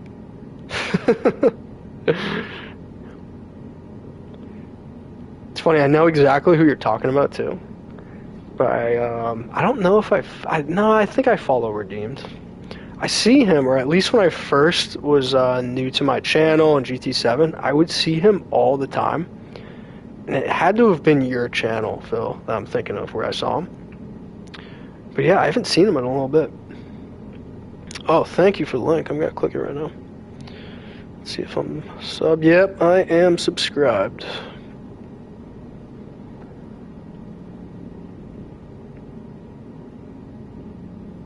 Oh, he canceled it once? That's a bummer. Hopefully he's back up and doing it again. Slow, I don't just like planes. I love planes. I love them. Just want to be in them all the time, bro.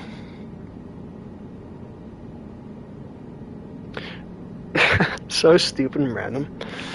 The way I said that just kind of reminded me. You guys remember in Anchorman when Brick is like, I love lamp? I can't even remember the scene where he says that. It's just like, oh, I love lamp.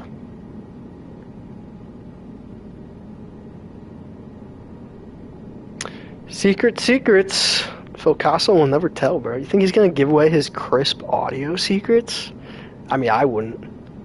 I wouldn't if I were that guy. No, I'm totally kidding. I'm sure he'll tell you. It's called Nunya. None of your business. Jambala. You're gonna have to look that one up on Amazon. Yeah, the Yeti. It's the Yeti mic.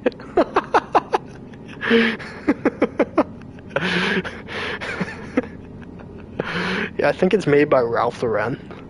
It's Gucci mic. Alright, where should we go now? Havana's just, it's not making the cut. Sorry to all my Cubans out there, but it's just, sorry guys. Is it even Cuba? Yeah, it's Cuba. It's Prada, is that what it is? Alright. Where to now? Oh, I got a cool one. Except, I bet you can't even see it, actually. Nah, I bet you can't. Isn't that crater? Yeah. Maybe this is it? No, it might be the entire area, if I'm being honest. The Chicxulub crater that took out the dinosaurs and destroyed everything. I'm pretty sure that is right here. But I think it's been obviously so many thousands or millions of years, however long ago that was. I don't think you can see it today, if I'm actually correct. I think it's more of like a historical, or not historical, I think it's more of like the landscape or the topography under the earth is how you can tell it's there. So I bet you can't see it. But here's one you can see. And I don't know if this is a crater or if it's a natural phenomena. There's some conspiracy theorists that think this is the old location of Atlantis. Because they don't know if, oh, here it is. Because they don't know if it existed or not. But according to the history of the conspiracy people that think Atlantis was real, they think it was a advanced civilization or society back then. And when I say advanced, I don't mean advanced compared to us now. I mean advanced for the time period. They think it was like a castle-like structure surrounded by moats that had many different layers of the town and city. And that's essentially what led scholars and different conspiracy people to think this is the old location of it. That and the fact that part of Western Sahara used to be covered in water, actually. So that's think if Atlantis was real, again, because we can't confirm or deny, I believe there's other people that believe it was near Gibraltar, which I think is this. I think that's according to like testaments by Plato. So there's some scholars that think it's some kind of an island that maybe it got, I don't know, maybe it just got lost to the height of the ocean over years, the ocean depth.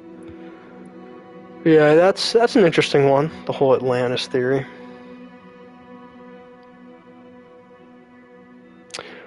Slow, I think it was like $60. I bought it like the day it came out, or I may have even pre-ordered it. I'll take you guys to this one though. Because whether this is the real site or it's just a bunch of stuff in the desert, it is pretty cool to come see. Like, how weird is this? I guess is what I'm saying. Oh, I didn't mean to do that. Let's make it daytime. That's gonna be way too bright. That's too dark. Alright, that should do. That's just right. What is that, Little Red Riding Hood I'm thinking of? With the porridge.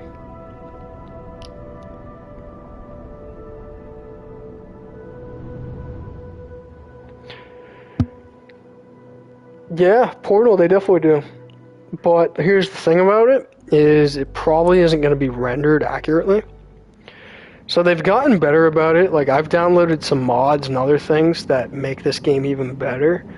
And if you go to any major city in the standard version, you're going to get exactly the way I'm seeing it, where like it does look very nice, and usually if you turn on HDR10 too, depending on what your monitor is, it's even better graphics in frame rate. All that being said, there still are areas of the world where it's not fully rendered and they just kind of make it up based on, I think it's called Bing Maps. It's like a third party of Google Maps essentially that they use. But yeah, North and South Pole, I can't imagine. Where is this thing? Am I just like right over it? I'm so confused. I've seen it before, but I'm just like not there. Wow, I'm way off, that's why. Alright.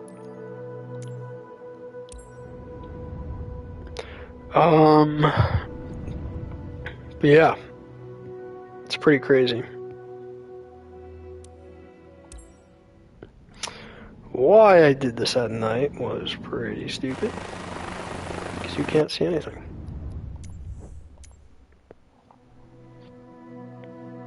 Slow, you should. You definitely should, man. It's a lot of fun. And so if here's the thing, Slow, that I'll warn you about, because I assume if you want to hop into a plane, so I mean, there's multiple ways to do it. For controller or the flight sticks. But I guess what I'm just warning you about is make sure whatever controller setup situation you get, that's compatible for your console. Because that was a big problem I realized when I made the switch. Well, I have both. I have an Xbox and a PS5. But they suddenly, within the last month or two, added a bunch of Microsoft games to PlayStation. Like, I think Halo's coming out in the near future, too, where that's cross-compatible now between consoles. So, super cool that they're doing that, but my flight sticks on my Xbox don't work on my PS5. Those are not compatible. So, long spiel made short. Just make sure, however you want to fly the game, that it works for the console you have, or whatever setup you have. All right, where to go, guys? Should we just go somewhere classic, I guess? Some Vegas, New York, Alaska, California. Could go to Miami, Fort Lauderdale. Let's go to New York. I always like flying there. In New York. Do, do, do, do, do, do, do, do. Good old New York. Alright, let's put it over the water. Flight conditioner in the day. That should work. Let's get it.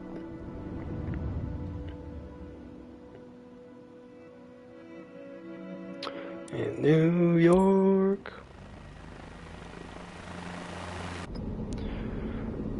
Let's go zooming around the city. Rusty, how you liking it so far, man? You finally got set up? Drifting's back on the menu. I love it. Yeah, so what'd you get, by the way, for your e-brake situation?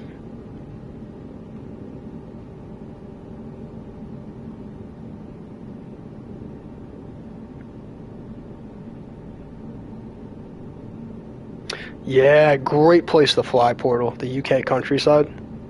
That's actually a big part of this game, too. So one of the cool things you can do, and I'm pretty sure the farms are like UK style, too, and all that, is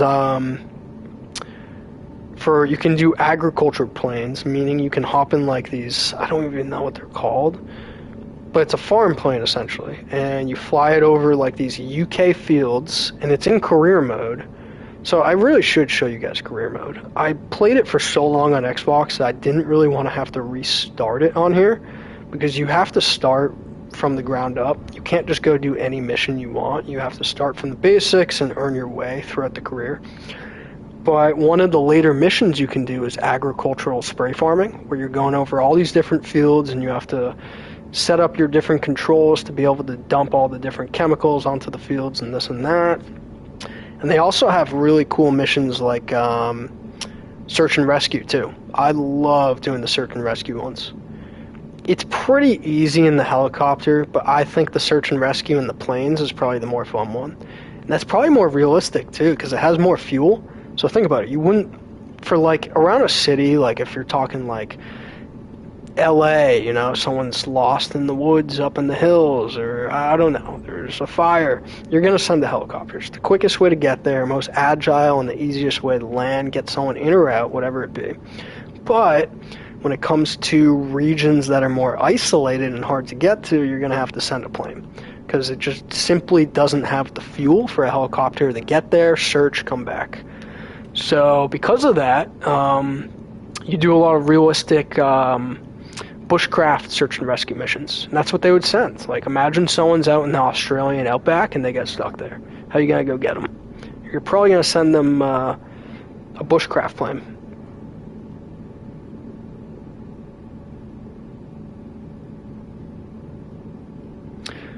Good question, Slow. It is 3:40 my time right now. I'm at least hoping to be on here for like another hour, maybe a little less. I'm probably going to hop off around like 4:35, make some dinner, you know, just kind of chill, say hi to my girlfriend when she gets out of work, all that stuff.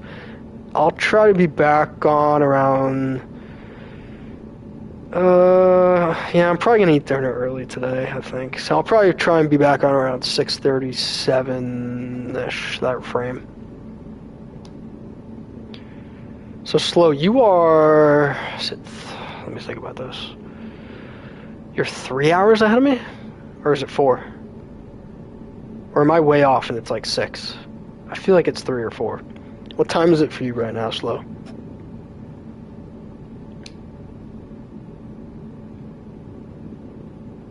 Rusty, you run some lobbies too? Boys, let's all run them together. I'm super game. I'll hop in, Rusty. I know Phil's doing some lobbies tonight too. I don't know what time exactly he said. Oh, you're 4 hours ahead. I couldn't remember if it was 3 or 4. And yeah, and for 6, I must be thinking of how long it takes to get there from East Coast to UK. Because it's also 6, little fun fact for you, to get from the East Coast to the West Coast of US. So it's the same time distance from you to me, Slow, as it is from me to the West Coast, California. 3 hour difference.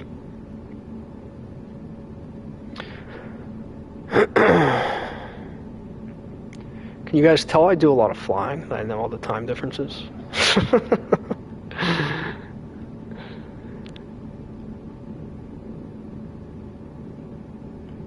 Oh, that makes sense for Idaho. Gotcha. Yeah, you're like right on the cusp of being the central time zone, aren't you? I gotta think about it. Hold on. Let me look at a map. I feel like Idaho. No, Idaho's far enough west. What am I talking about?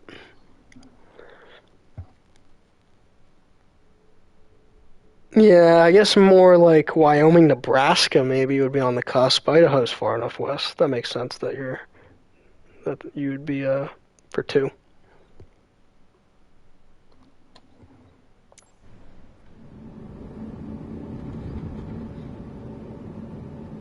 Because I know Chicago's 1, but then yeah, everything in between I always am kind of guessing if it's 1 or 2.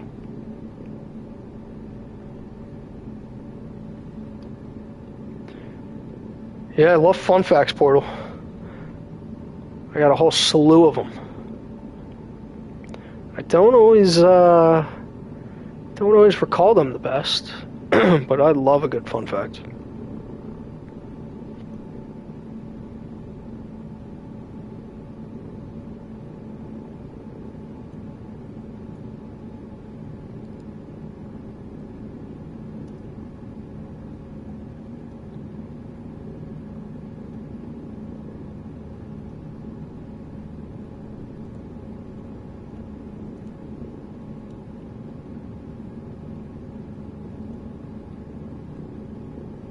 Ooh, wasn't even paying attention.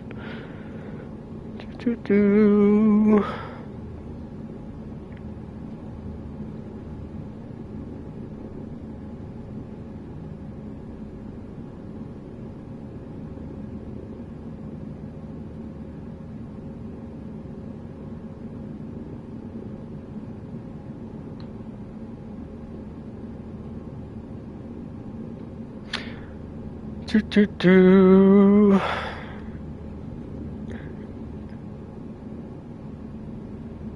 Alright, sorry about that. I was just quickly checking my email there.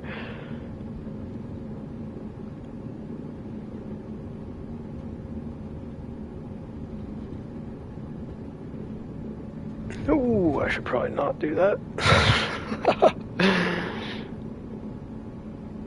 Yeah, Rusty, let's get some track facts, man. It's fun. It's a lot of fun, too, I feel like, as you're streaming, just to randomly kind of drop those things. And it just even gives, like, something to talk about. I hate when there's silence on stream. I mean, I shouldn't say I hate it. It's not end of the world. And at least, like, you got your game audio, too, going on. But yeah, I don't know. I like to keep chat talking. And for me, too, it's just as entertaining to, like, hang out with you guys in chat. I just saw your comment portal. I wasn't paying attention at all to the trees. I really wasn't. Hey, you want another fun fact? I got one for you. So, at sea level, here's a fun one for you. Because I remember thinking about this back in college. And, like, especially it makes sense, like, when you start getting in the planes and all that. And, I mean, for anything, really. It applies to. But it's a cool little mathematical formula for calculating distance. And there's other ways to calculate it too that are much more precise, but this is just like a fun, accurate way of calculating it without needing much information. So roughly, the number to remember is 1.25, right? 1 1/4. If you multiply the height in feet that you're at, like from sea level, I mean. So like, let's go down. Let's say I'm at,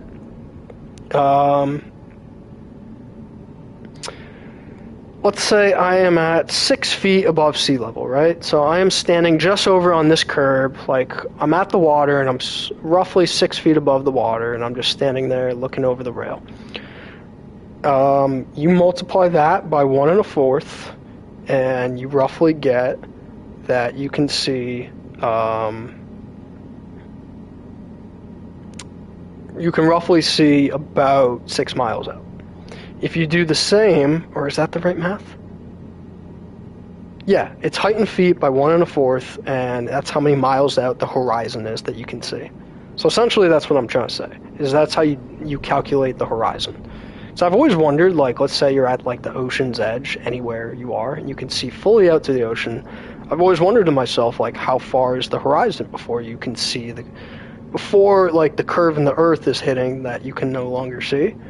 The answer, when you're at sea level, I think is 3 miles, but every time you go up a foot, it obviously changes.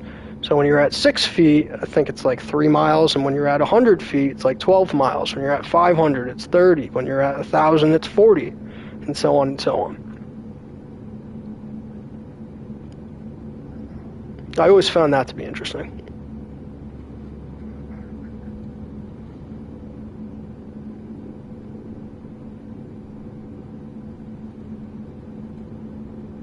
Yeah, that is genius, Phil. I'm sure there is no silence on your end of things. Obviously, our end of things, it's so appreciated that you have like music, and then there's game audio and stuff like that, and you chatting too. But yeah, on your end of things, between the music, the game audio, listening to Karen in your ear, my God, do you ever feel like you have a headache after you stream? There's a lot of noise going on, man. Yeah, spot on, Rusty. Spot on. That's exactly what it is. Just triangulating essentially the distance of the horizon. Which I'm sure there's other ways of doing it, you know?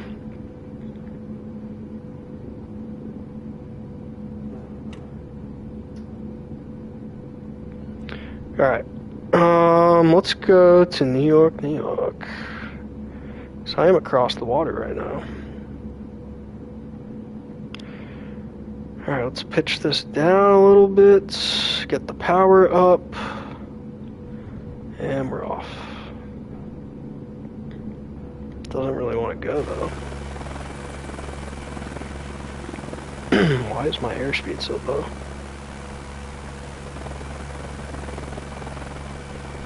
What's happening? Alright, there we go. That was being weird. I think it was my rudder control.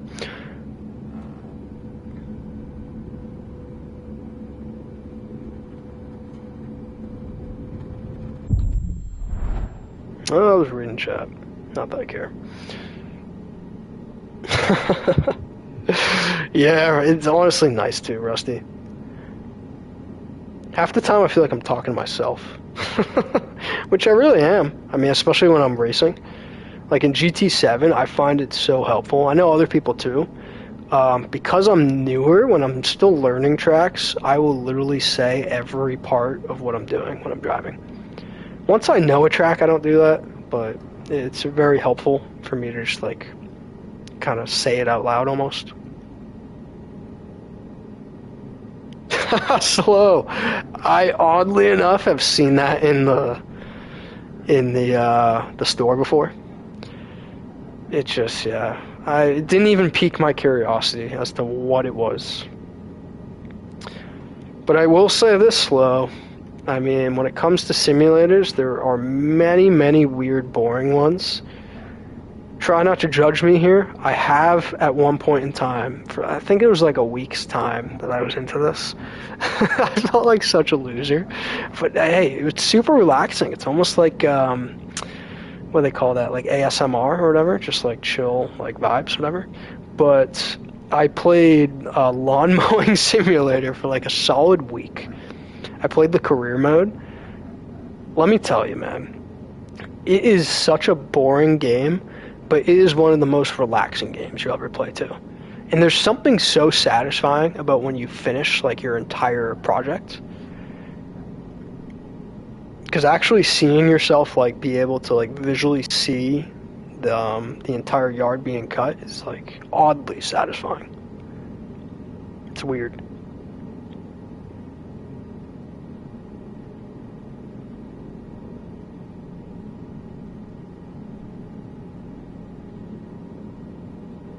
Yeah, seriously.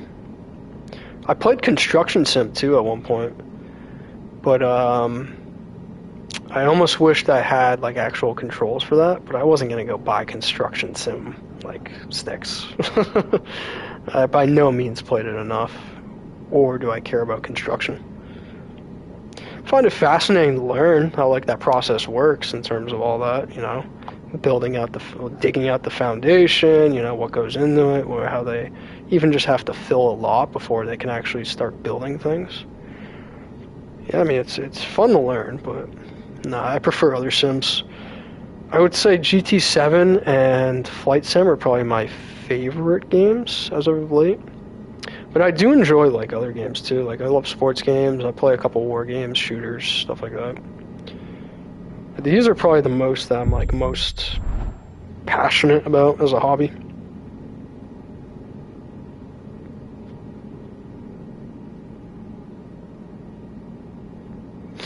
Alright, I'm gonna actually pay attention now. Let's see if I can show you guys some cool tricks of the trade.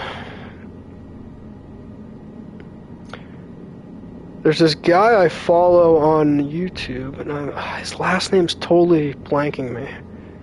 I should have looked him up before I even brought him up. His name's Fred something, and he is a professional helicopter pilot, and he does it for one purpose. Like he doesn't do like any flying for like Red Bull or any kind of commercial or anything like that, like in terms of how you'd think. This is the coolest page I think that I follow. And all his content that he puts out is purely for movies. So he'll put out like background footage of all of his helicopter stunts that he does.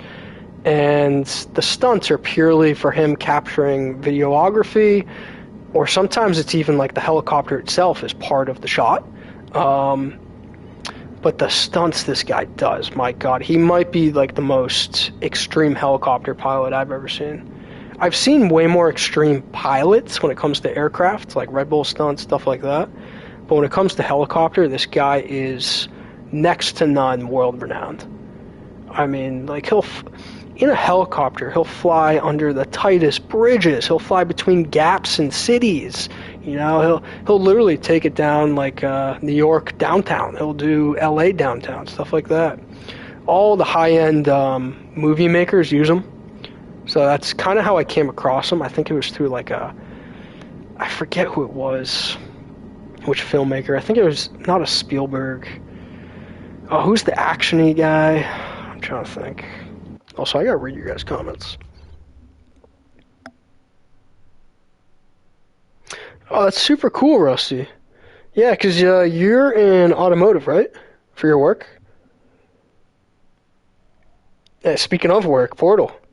Man, best of luck, man. I'll catch you after your work day. Feel free to just write me on PS5 whenever you hop on. And we'll can make a lobby or hop in Rusty's if it's ready, or depending on what time it is, Phil's.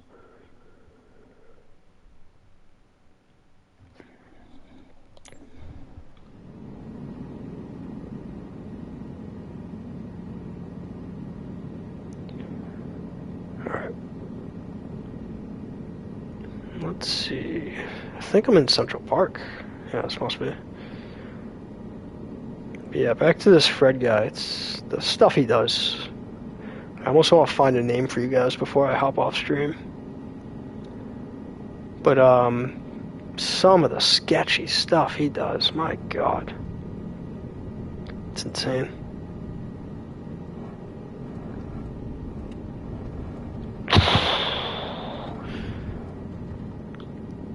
Alright, I survived that.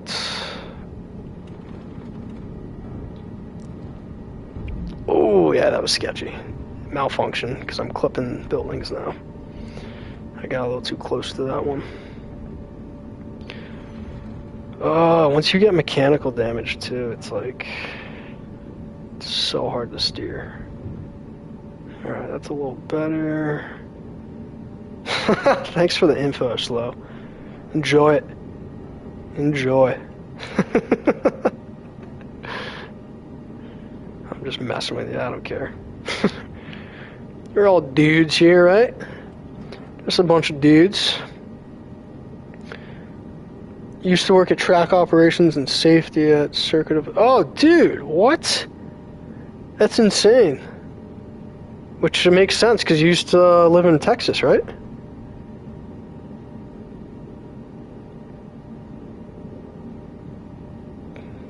That's insane, man. That's so cool. They used to work for Circuit of Americas down there. Fix safety barriers, track surfaces, catch fencing. Dude, that you are living the dream, or were, I guess. So compared to that, like, are you enjoying your newer job now? Is it as exciting?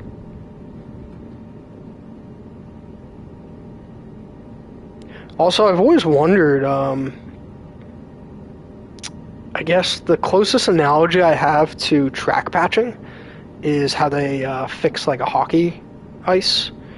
They essentially bring, I mean, it's just like patches, clumps of snow that they're shoving in there, and then I believe they're trying to melt it.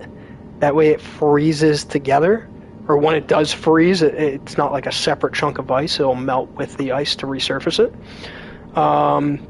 Is it similar for tracks? Like, are they essentially like melting asphalt to like repair it really quick? How's that work?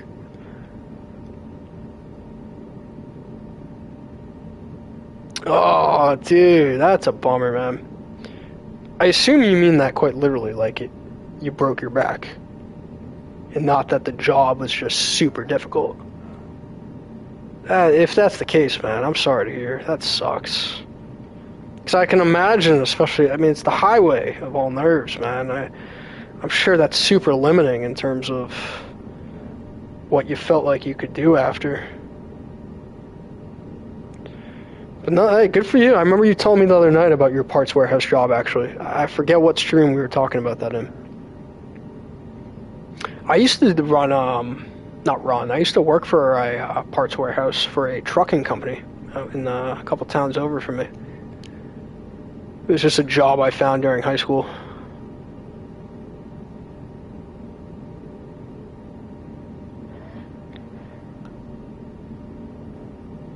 I wish there was more to get involved in, honestly, in the Northeast when it came to racing. I could, obviously, my girlfriend's from New Hampshire. I could move up towards her hometown because I know the New Hampshire Raceway is up that way. I think it's in, like, Manchester or something. But other than that, I don't know of too much around here. Maybe there's a track or two in Connecticut. But yeah, not much I can think of. Certainly, like, no involvement from, like, a team sport perspective. And if there was any, it's super foreign to me, you know? It's kind of like you don't know what you don't know. Yeah, have you been to, beautiful state, but have you ever been to the Speedway up there? I've been meaning to check it out, especially now that I'm more into racing with GT7. I mean, I've always appreciated racing, but not in the sense of, like, your appreciation. It sounds like you, like, love the sport. Versus for me, I got into it, I think, 3 or 4 years ago. It was really Drive to Survive. I mean, I always loved Gran Turismo, the movie. I loved Rush, the new F1 movie. There's plenty of inspirations I had. And I played Need for Speed and Forza and all that growing up. But it was really like between F1, Drive to Survive, and getting a wheel for Christmas that kind of pushed me over the edge in terms of my love for racing now. But I don't have the knowledge per se, you know?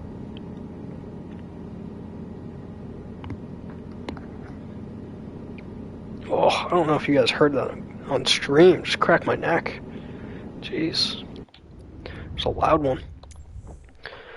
I'm also going to go fly somewhere else, because I'm sure this is probably so boring for you guys. Let's see. Let's go do some landing challenges.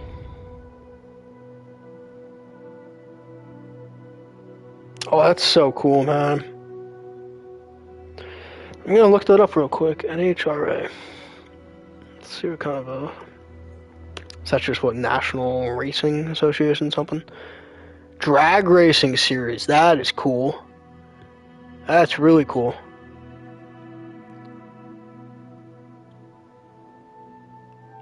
I mean, I'm sure, like anything, drag racing has its extreme risk, to be honest with you. I mean, you're going super fucking fast. Also, apologies for my F-bomb there. I am working on refraining from from cursing when I am live. So my deepest apologies.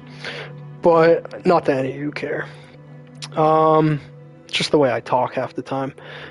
But yeah, anyway, that's insane. I feel like drag racing, like anything in racing, has to be super intimidating.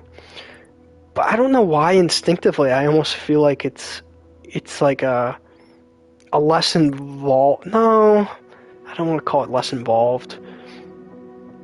It seems like an easier way of getting into the racing sport, I guess is what I'm trying to say. And maybe I'm dead wrong about that. If I am, please correct me. Went to NASCAR mechanic after, that's tough. And that's the tough part of the risk of the sport, you know? It's the things you're doing in these cars, it's certainly not safe always. So, yeah, that's tough to hear, man. But it's so great to hear, obviously, that like there's ways of staying involved in the sport.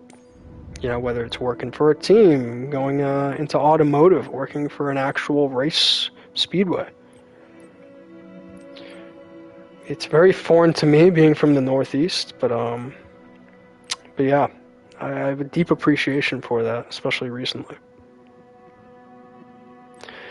Stranger Things. It's so funny to me they added this in Flight Sim. Murray's Missions, Hawkins Helitors.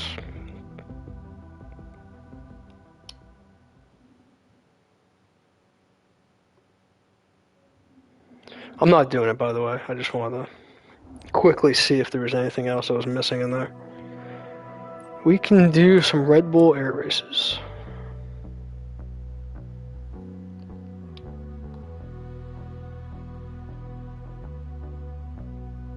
Hey, good for you, Rusty. I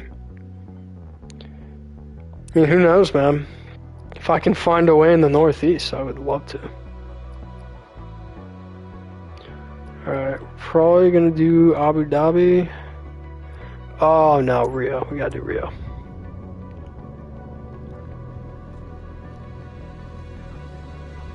Hey, nothing wrong with that, Slow. Seriously.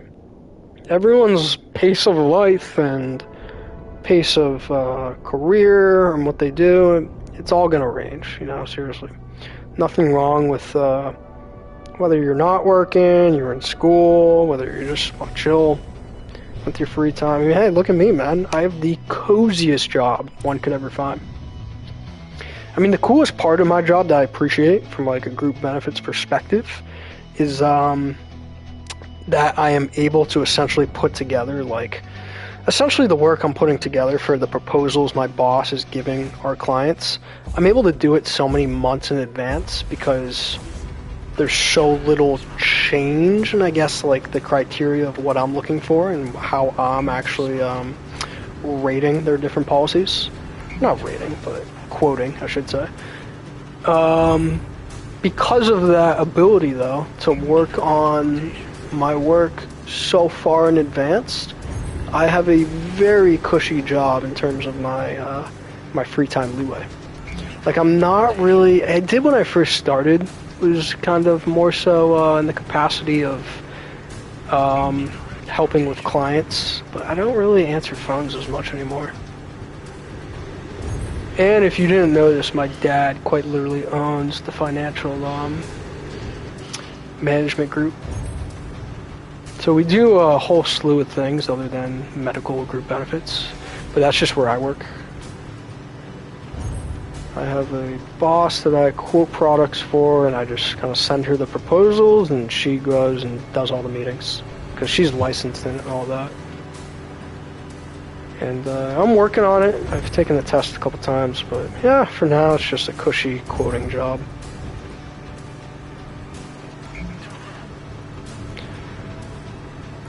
These planes are so ridiculous. Alright, I gotta restart this. Now that I understand how they fly.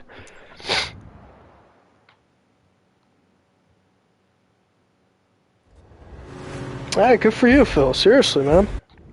I feel like everyone throughout their life at different points hits those kind of, those different gaps that you go through. Or not gaps, but you know what I mean. Seriously, everyone finds finds their calling or finds what they do at different paces, and sometimes you never do. I mean, my grandpa growing up used to tell me, I used to ask him if, what would he say? Or no, he would ask me what I wanted to do as my dream job when I was a little kid. And his response would always be, I'm still looking for mine, you know? So, I mean, sometimes jobs can just be a job. There's nothing wrong with that either. Doesn't have to be a passion or something that you love to do. Sometimes it's more just about paying the bills. Yeah, rusty, right? Seriously, man. I come to find that's most people, though. Like, even, let's take college, for example. I wasn't sure if I wanted to go through college, after assessing my time through high school. But all my friends did. I came from that kind of a town where, I kind of felt the pressure to, just because I didn't come from a town where it was common that you didn't go to college. And so I did, and I struggled to pick a major. But ultimately, sorry, just reading your guys' chat as I'm talking. Yeah, ultimately, I feel like I was super glad I did, because it not only just kind of got me exposed in life, but yeah, I mean, it just, I don't know really what I'm trying to say. It just gave me experience with, going to college and realizing it's not really about the major as much as it is trying stuff. That's really what life is. Finding where you feel comfortable, or finding something you're passionate about and just grinding it out, and running that path. Yeah, no two people are alike, that's for sure.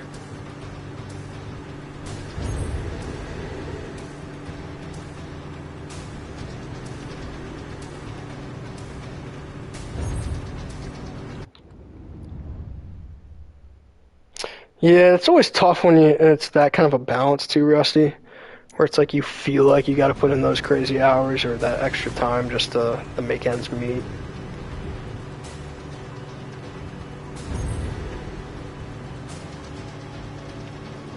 That's such a bummer, man. So I guess the question for me in response to that, Rusty, would be, since the dream job and what you did before is physically unable anymore, just considering obviously what happened to your back and all that, is there anything else, I guess, that and maybe you just don't know yet, maybe you haven't found it, but I guess is there anything else in the racing world that you're capable of that is kind of like a new dream? Or maybe you just don't know yet, maybe you haven't seen it, doesn't exist, who knows? So I'm sure that's got to be really tough when something physically holds you back. It's not even just other factors.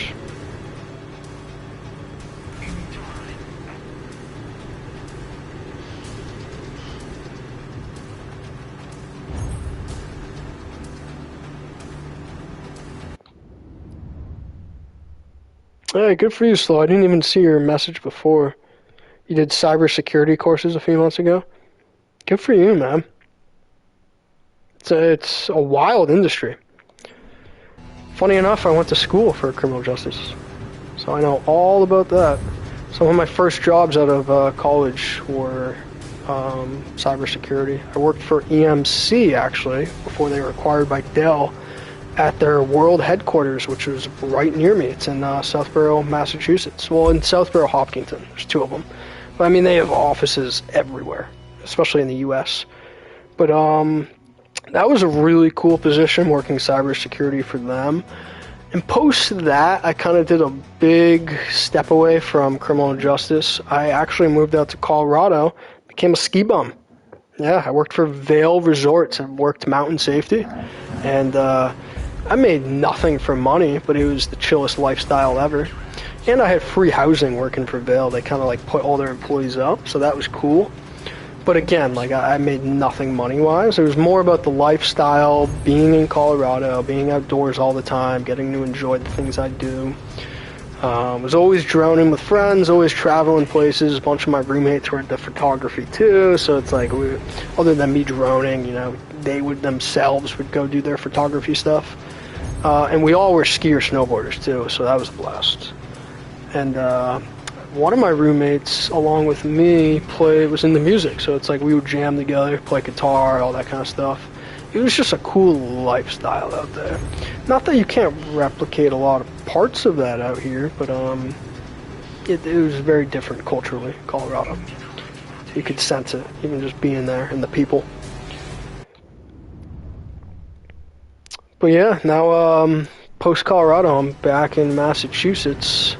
That was a number of years ago that came back here. And ended up getting more of like a corporate style jobs to begin with, and then I think it was like 6 years ago I started working for my dad's company. He just needed help like for admin stuff, very basic stuff and duties, and then the longer I worked there, the more involved I got, bigger roles I took on. And now it's just I work remote in the cushiest job ever, and he's borderline on retirement, so I mean, it's going to come a period where this ends, and I will have to find something else.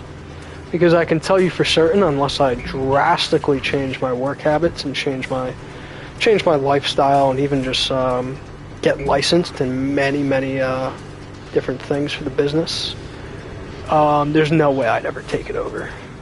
Plus, I don't know if I'd want that pressure of nepotism, you know, of getting a business just handed to me. It's one thing if you earn it and deserve it. I don't think it should ever really be that way. Business and family don't always mix well. So we've done our best to try and keep it that way, where I work for a boss that isn't him within the company. But yeah, once again, it's still the cushiest job that ever exists. And I'm so grateful.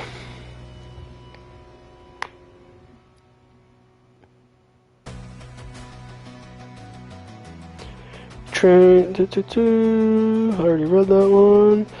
Dream job was to be a mechanic. I know every nuts and crannies because I see.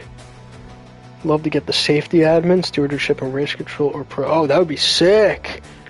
Yeah, I'm sure they all kind of correlate together too, you know, or they don't correlate. I'm sure one has nothing to do with the other, but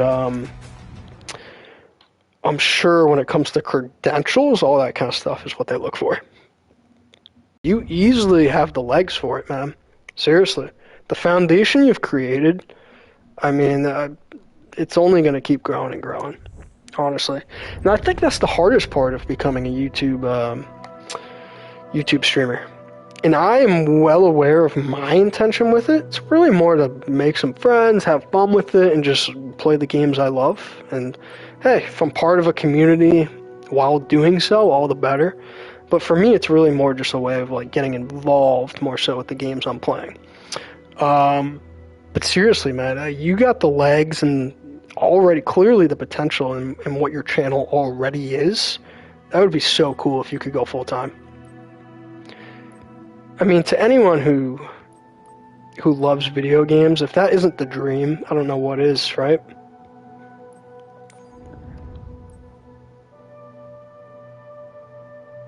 Slow, good man. You're gonna do the level 3 of cyber? That'll be cool.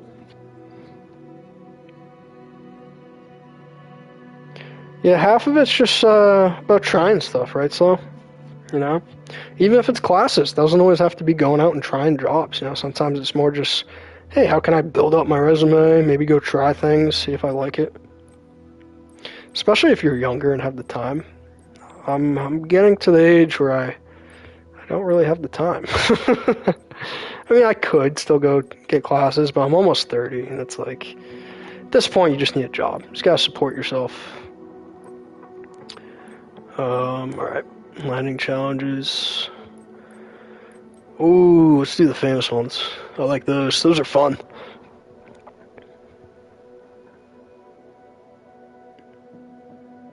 Yeah, they were talking Rusty. I'm the same way, man. Just in it for the fun. Seriously. Seriously. You were training for emergency dispatch and response, just never got the opportunity to move into the office side. I see. I see. Well, nonetheless, at least like getting the training part of it out of the way is probably good. Because then, like, when those roles do become more available or elsewhere, you at least have that background in it, even if you're not doing it on a daily basis. And yeah, I mean, that's a huge part of it, right? Just kind of like acting for the job you want instead of the job you have. Beach, what's going on, you legend? Appreciate you stopping in, man. You been doing any dailies today? I'm gonna probably hop back on, do some daily, probably just daily B. Dad will try narrow reverse, but yeah, I'll probably do some daily B before I hop on some open lobbies later with whoever's on. Oh, I gotta do lead practice tonight too. I keep forgetting now that I'm called up. Probably do some more race 1 and 2 practice later. Also, how are these like famous? These are just like basic airports. These are, oh, maybe it was Precision that I was on? No, that was famous.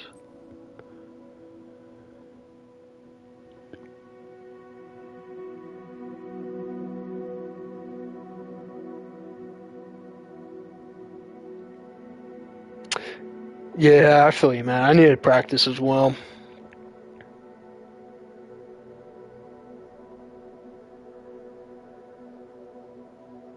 Oh, you heading out to dinner?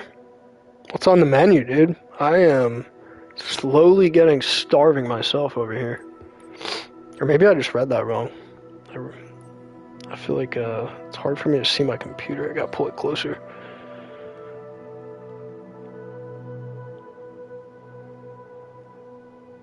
Hey, slow. Good stuff, man. Good stuff.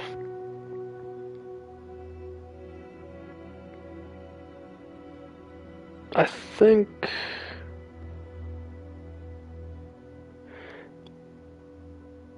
yeah, I feel like that's a solid time. I'm trying to remember at that track right now. I don't know why I'm having a total brain fart. I feel like I was in like a 149 area, so yeah, 155, man. That's solid. Seriously. I was 32 and you're... that's brutal. Was that the 5 years ago thing you were saying, Phil? Oyster and steak. Oh, work dinner? Dude, run that tab up, man. I'm so jealous. I'd be ordering every IPA under the moon. Give me half a dozen oysters. Give me the filet mignon. Oh my god. That message just made me so hungry. I'm so jealous of that. Yeah, Rusty, I do have a lead session. Mine's not for a while. I probably should look, make sure that I'm not on like the upcoming schedule. But yeah, I feel like I'm still like a month or two out.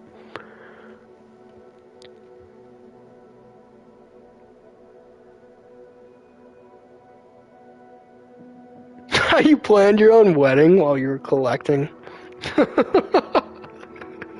Phil, you might be in like the 1% of people on this planet that decides to have a wedding when they're unemployed. That's insane. I mean, major props. Seriously. When you know, you know. I guess your wallet probably wasn't too happy about that one, though.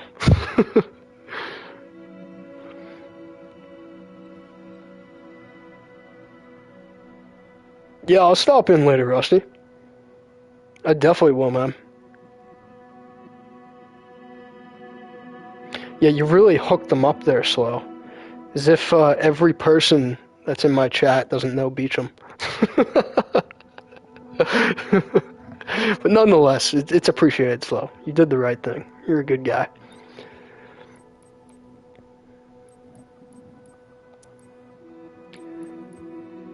Alright, let's try some strong wind again, because I don't know what I'm doing here. I'm just ADHD at the wazoo, guys. Yeah, this one could be cool.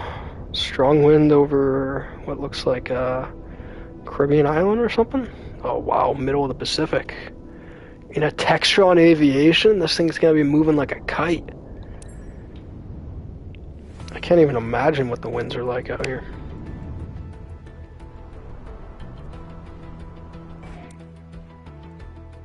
That's how we do, Phil. That's how we do.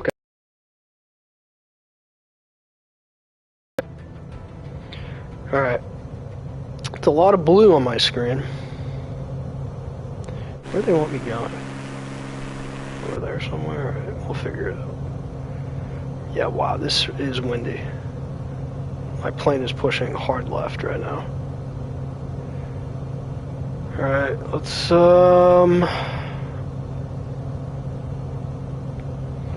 keep her level, or at least try our best. Gonna slowly start trying to take off a little bit of power. Where do they have us moving over here? Let's see if we can see it yet. Alright, I gotta bank this. So I might need to keep a little speed. Flaps at 12, airspeed 140 knots. That should work. We're keeping her level. Yeah, you want to really keep her around the horizon there. You don't want your bank too sharp, otherwise you can stall. So windy. It's funny how once you learn instruments, you really don't even have to like look out a window to fly an airplane. You could just stare at these screens down here. As long as you know your angle, your airspeed, your elevation, what your flaps are set to, your heading, your directional. I mean, there's not much else you really need. Everything else helps, but that's pretty much the base of the information that you need. Ooh, speaking of which, I gotta lower my landing gear and majorly shed some speed here. Alright, we're gonna have to use rudders. Let's shave all that speed since I didn't do a good job at shaving it early. We need at least 90 knots. Oh, that might not be. That might be too weird of an angle here.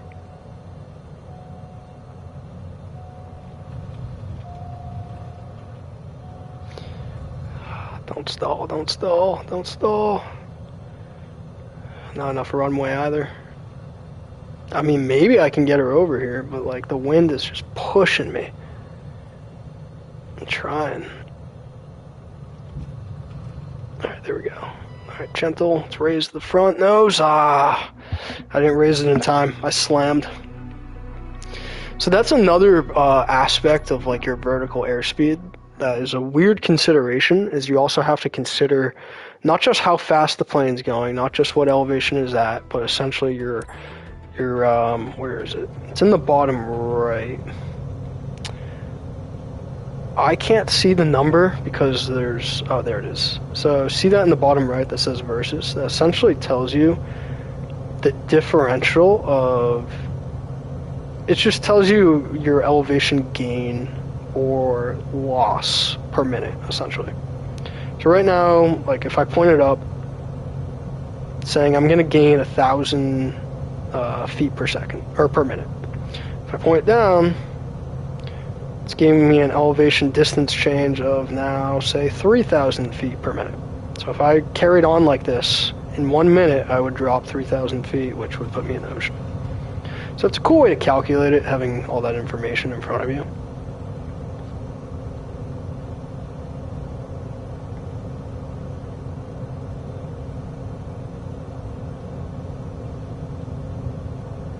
Some battle classes, you say?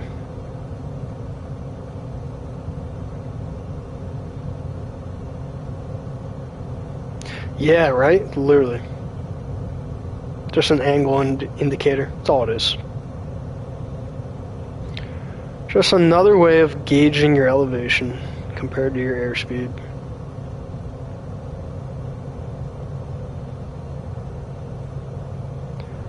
Alright, so now let's do this properly.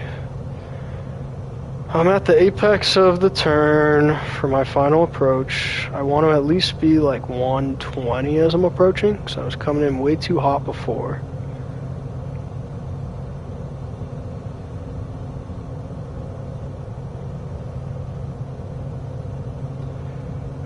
want to shave too much. Keep her around 120, 130. 5-degree bank angle. Alright, that's a better approach. Flaps at 12 should be fine. Let's get this down to 110-ish. Come on. Let's use rudder control to shave some more speed. Get that throttle down a little more.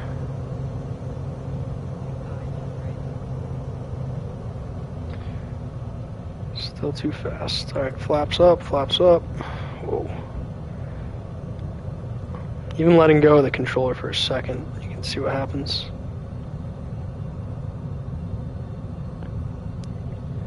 Get me over.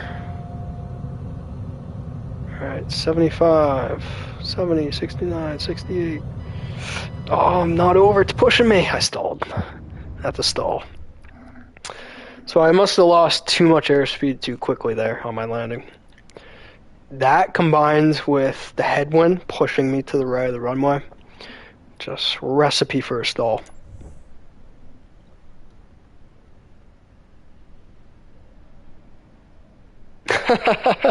Your cat would, Rusty. I was cracking up, man, when I was hearing it the other day. That was so funny. I've always been a dog guy my entire life growing up. Like, my brother has a dog. I'll occasionally watch his dog for him.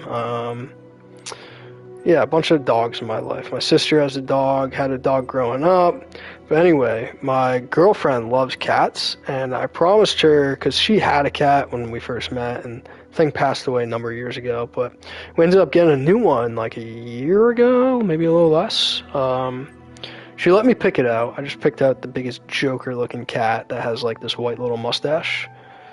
And, oh, it's been a riot, though, getting used to becoming a cat guy. But yeah, when your cat was meowing on stream, Rusty, I was looking over at this dude, and my cat was looking right up at me. Bro was very confused. He has no chill.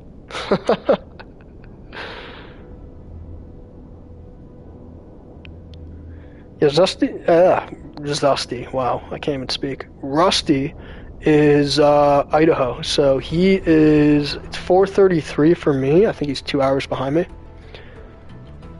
Yeah, 2:30, yeah, there you go. Yeah, what time you thinking for later, Rusty? For hopping on? I definitely will come in for some practice. I need to get more for the lead 2K things, if that's what you guys are talking about. I need to get better about using Discord. I feel like I'm only like turning 30, and it's like I feel like an old man trying to use Discord half the time. I don't know, man. The app is, I just don't like it. I find it awkward the way it's set up. But yeah, I'll definitely toss some pics into those groups.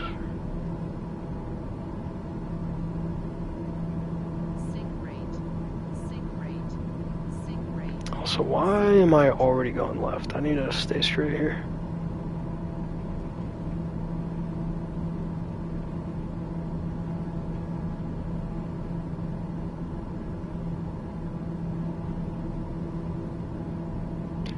You'll be on in an hour and a half? Alright, word. I can most likely make that. I'm gonna take a short break and make some food at some point. A little bit of an early dinner, then I'll eat again later. But yeah, that should work for me. And right? Seriously, Phil. I mean, once you know it, you know it. It's not too bad now, but like, I don't know. I still have beef with it. I still feel like there's simpler ways of it visually looking too. Just like the amount of servers I have on my left, and then within each server trying to find the specific page channel that you're trying to post on. And it's like, sure, obviously you can see where the new notifications and alerts are, but I don't know, I feel like there's a simpler way for it all looking and being set up. And even finding a channel, my god, they don't make like any searchability within Discord, you know? Alright, am I like stalling, or is this just the amount of wind? If anything, I'm going too fast. Doesn't like my airspeed. It's got alerts on. Alright, where are we landing? Because I don't even see this thing. Alright, to kill some airspeed, we'll put the gear down. Jesus, this is so windy. Alright, I need more airspeed if I'm gonna make it. But here's the problem, I can't even see the runway. But I don't want to dip down yet either. Alright. Looks like it's more left of where I am.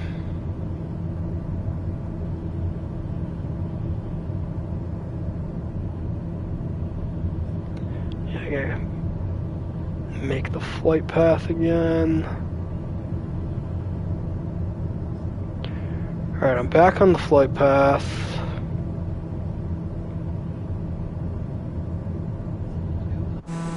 Still a ways out. I probably should be a little higher just to see everything.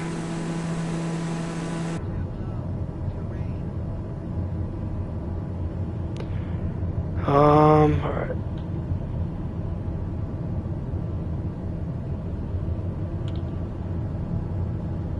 Let's see if we can see it. Oh, there it is. Alright. Let's go back to normal view. Get this lined up. Best we can. Kill a lot of speed here.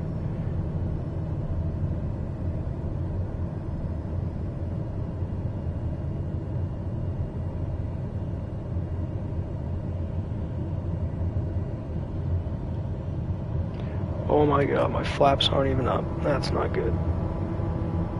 That's not good. Alright, this should be fine.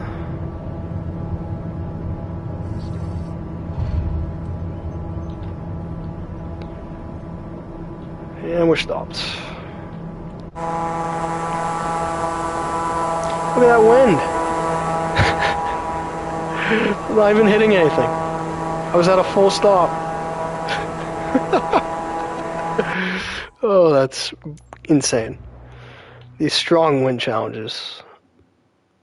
I mean, Cork, Ireland, too. That's probably a really windy place. That's probably why I stopped so fast. I had so much headwind.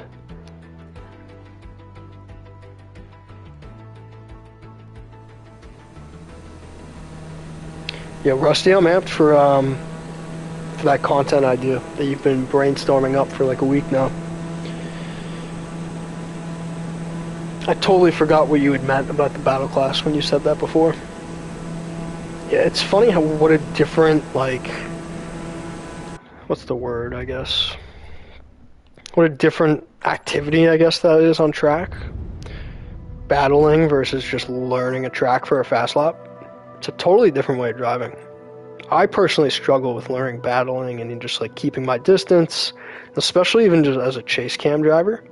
I'm getting a lot better at it, telling people, staying with, not really worrying about taking them out as I'm keeping pace too. And even just identifying who you need to back off and who you can really put the pedal to the metal and tail well. But yeah, it's a learning progress. Especially as chase cam though, like I said, sometimes I feel awkward about gauging the distance of my bumper to their rear.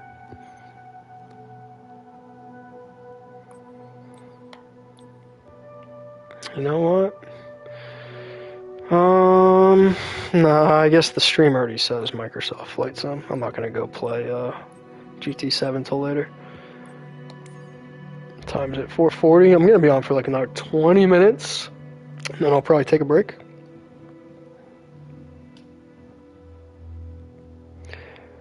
What is the cat breed? It's a great question, Slow. Like I said, I've always been a dog guy, so like it's pretty foreign to me, breeds. I've heard it too, so you just gotta give me a second to think about this. I feel like it's a very generic like term, is what my cat is. And Rusty would probably know, because I feel like I told you what it was, Rusty, and I can't even remember what I said it was. It's like a just domestic mix or something, I think it's called. Yeah, I think that's what it's called. Like an American domestic mix or something.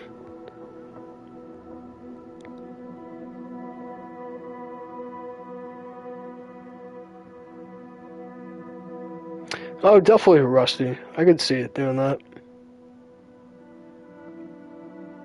Oh, it's a mutt for sure, Phil. Ask my cat. Yeah, I wonder what he'll have to say. He's a loud dude. Dude, he's pretty conniving. I mean, I feel like all cats are. There's a reason they say man's best friend, dog. It's like, geez, man, this guy, he almost like thinks he's a dog. It's like I can tell he's trying to be playful and like he'll like scratch me and like stuff like that. But every now and again, like when I'm holding a toy up or something like that, dangling in front of his face, he'll just hit me with a crazy claw. I'm like, bro, what are you thinking?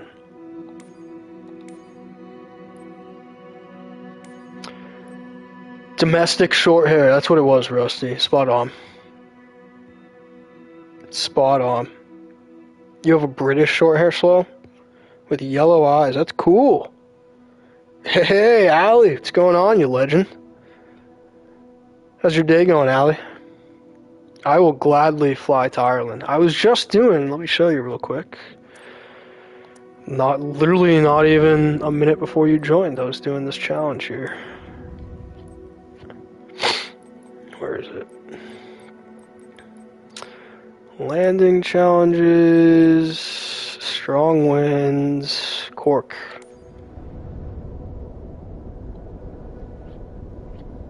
I'll do it again for you, Allie. Represent that Irish blood.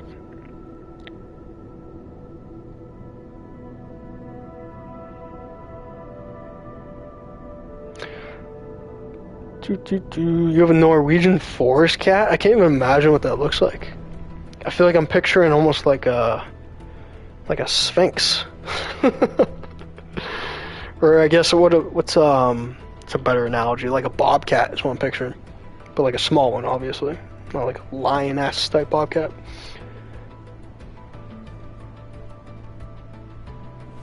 Oh, you're so Irish it hurts, Allie. All grand thanks, but the weather is brutal. Bring a brawly. Just the way you worded that, I loved. That is amazing.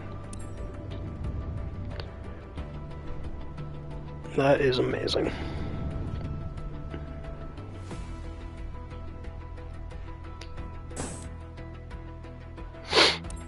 Yeah, I still need to join your Discord, Rusty. Or have you made it yet? For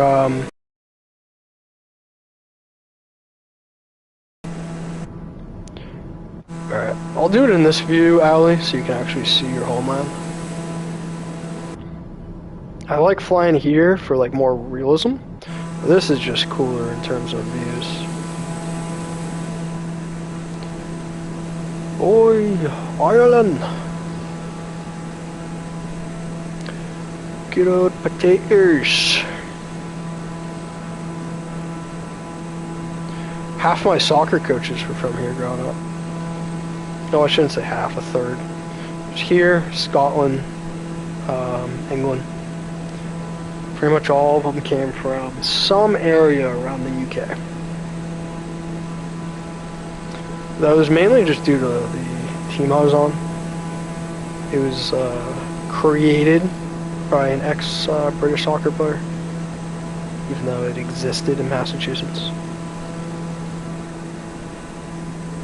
Egg chill, what is going on? Egg, I gladly will, you know.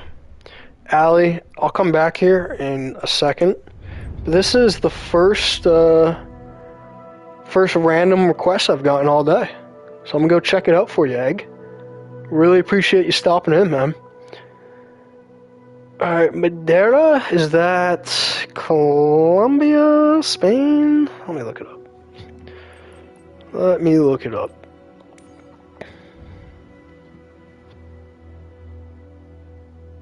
No, you're grand, Allie. You're the grand one. Also, I gotta copy the spelling on that. Spain word. I was doing Barcelona the other day, and my God, man, the architecture, so beautiful. So beautiful. Let's see. Barcelona, Madrid, Marbella, Valencia.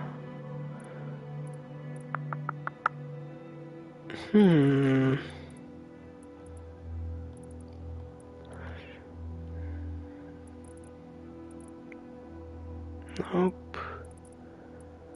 I could be really smart and just simply look it up. Sometimes I like the challenge of finding it. Alright, I'm gonna guess it's near Barcelona. Nope. Left bottom word. Copy that. Alright, I'm just gonna make this easy on myself. I'm just gonna Google it.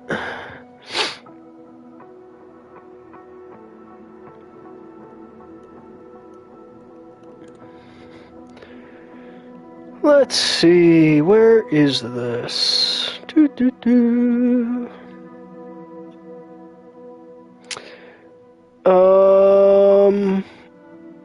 Oh, whoa, alright. I had no idea. Is this what you're talking about? I had no idea. So this, funny enough, this is hilarious. I don't think I recognized when you typed it, like I didn't recognize it, because it's not something I think of a lot. Oh, maybe she went here. My girlfriend, yeah, I think she went to Porto Santo. Just went here with her family not long ago because her sister was in Portugal, and they just decided to make a trip to come visit these islands. So it's hilarious that you just recommended that. It's like a couple months ago she went. Alright, I'm thinking daytime is probably a better way to see this.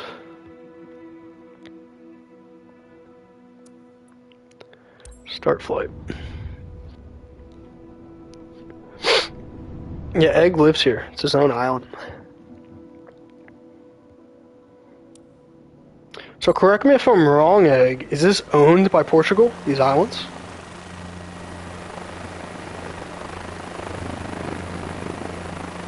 This is beautiful. Alright, let's just pretend we just flew in. We just got here on holiday. Just arrived at the airport. You know, we're gonna hop in our private helicopter, go to our sick house.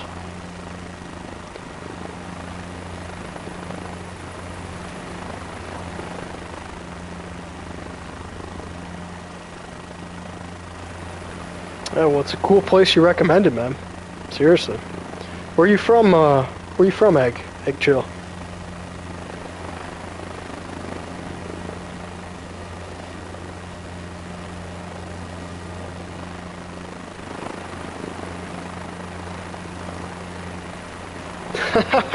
I'm gonna need them, Allie.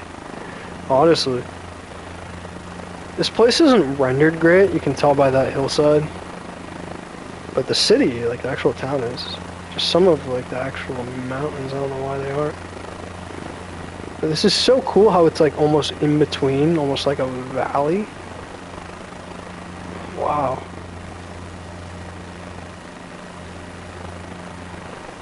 This is gorgeous. I have actually. Here. Give me a second.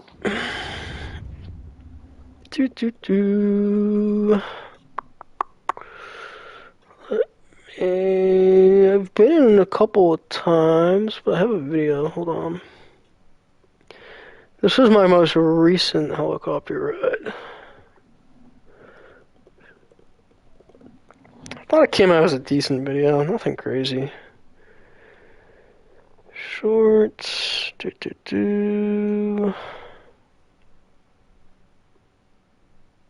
You guys can... What the hell was that?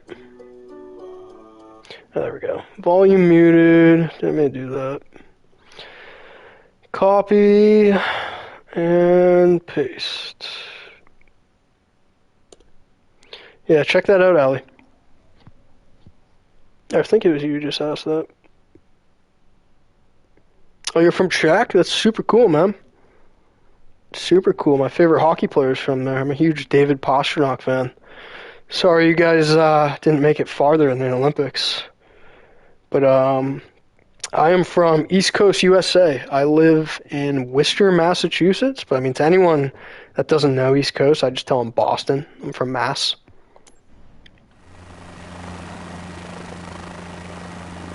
Yeah, check out that link, Allie. That was a super cool video. I mean, it's alright. I thought it was kind of cool, especially with the music paired. I felt like a bit of a badass making that. But yeah, that was down in Newport, Rhode Island. I did that, I think... God, I don't even remember how long ago that was. But I did that one summer with my girlfriend. We were down there. We just decided to go visit, you know, see the town, stay in a hotel, go out to eat, and get some good seafood. And she knows I love flying. I mean, I've been into flight sim and all that for a while. So she just randomly booked us a helicopter tour of Newport. And it's actually a great place to see from there, too. There's some really cool, like, mansion tour boardwalk areas. Or not boardwalk, but, like, it's like this whole, like, I guess, peninsula where all the mansions are.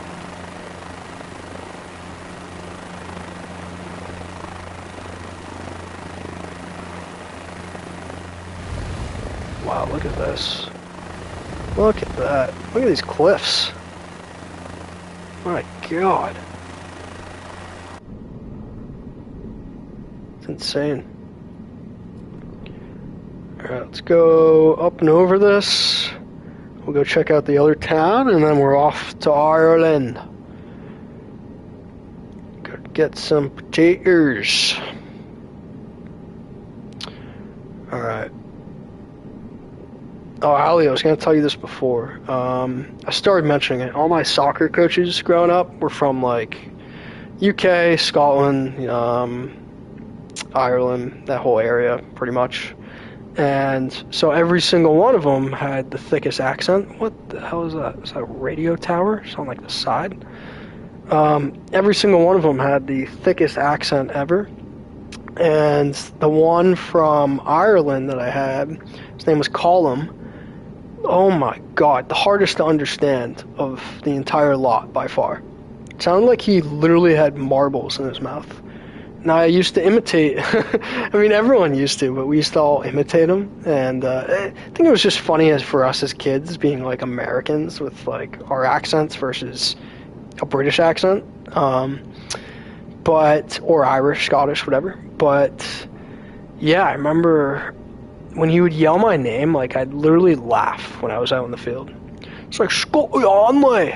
Because my name is Scott Hanley, by the way.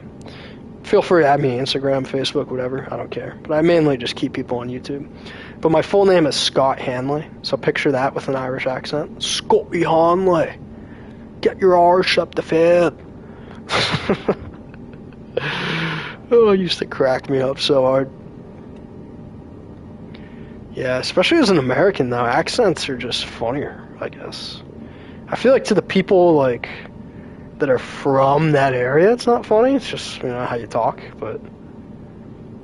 I have no idea, Ali. I'm not sure where in Ireland Colum was from.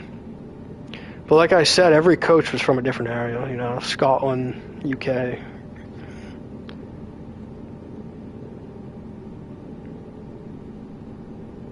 Yeah, we had some very British names. James Hamblin.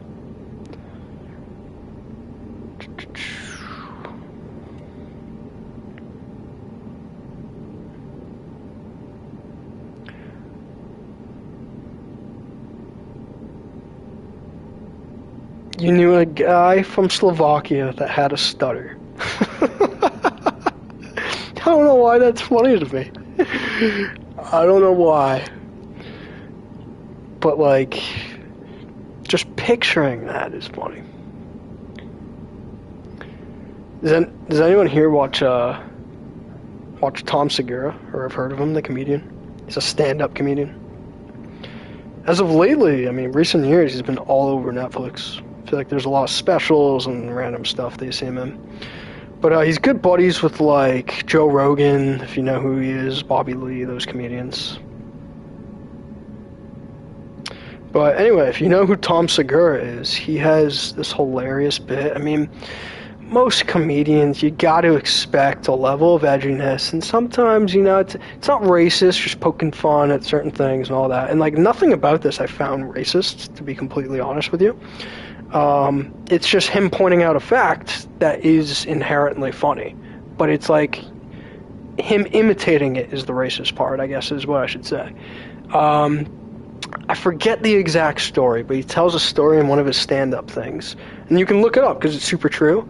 Apparently it's a real condition that exists, and like, it's hard not to make fun of because it's so ridiculous, but the condition that it is apparently this happens. It's a brain injury that happens to people, is they'll wake up one day after said brain injury and they will have a totally different accent. Isn't that insane? So the example that he uses in real life, like, you can look this person up. I'm pretty sure he shares her name in the show. The example he gives is a woman who grew up in China, speaking Chinese, and eventually moved to London. So she had to learn English, but still had a Chinese accent. And she woke up one day, and what was it? I forget exactly what it was. But she suddenly had, like, a German accent or something like that, apparently, according to the story. So try and picture that as you will, but to me, that is just the wildest condition that could ever exist. It's like, picture, like, a Jamaican guy, like... you could come up with any combination of things, but, like, you know what I mean?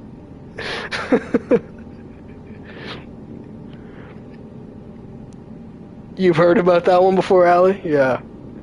I had no idea it existed before seeing the stand-up special. What a wild brain condition that is. My God, like, I guess it's super rare, but I'd almost think, like, the person's faking it, you know? Because, like, sometimes, like seeing how that wouldn't match up would be so weird.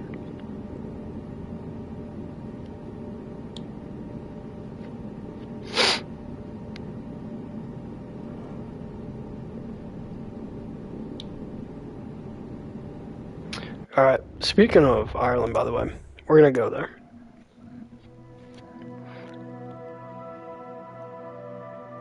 Oh, I love fighter jets. I'm intentionally saving you the headache by not hopping in one. They are so loud. Especially if I put on the afterburners. Alright. Where do you want to go in Ireland now? I could pick the classic Dublin.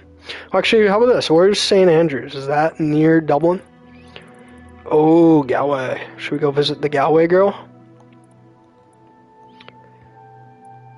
Aye, aye, aye, aye, aye.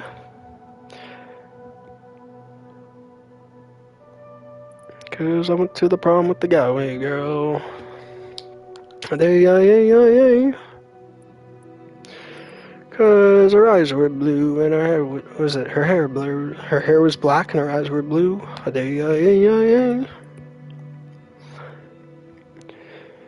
are you saying? Let's see.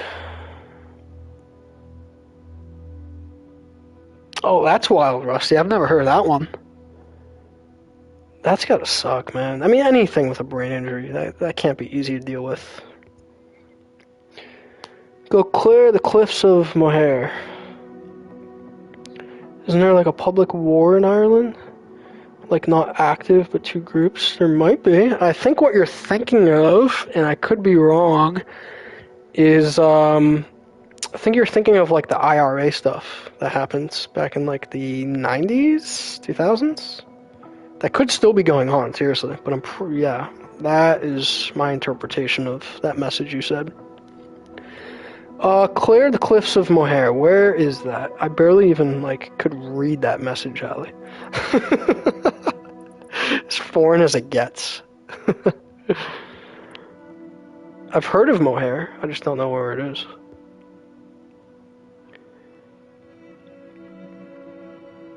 I want to visit Ireland so bad. My ancestors are from there. On my dad's side, our last name's Hanley, obviously deriving from O'Hanley. And my grandmother, though, comes from the line of Deneen's. I actually have my Hanley family crest tattooed on my arm. The coat of arms and crest, I should say. Go to where it says Ennis under Galway. Yeah, got you. I just saw it too. Where's Galway? Cause her hair was black and her eyes were blue. Like, I just saw Galway too. How am I blind? Oh my god, it's so difficult finding things, especially when you have all the... Oh, I'm just gonna type this in, Ali. Give me a second. Bear with me. So you said go clear the cliffs of Mohair. I'm just gonna look up cliffs of Mohair. See what pops up.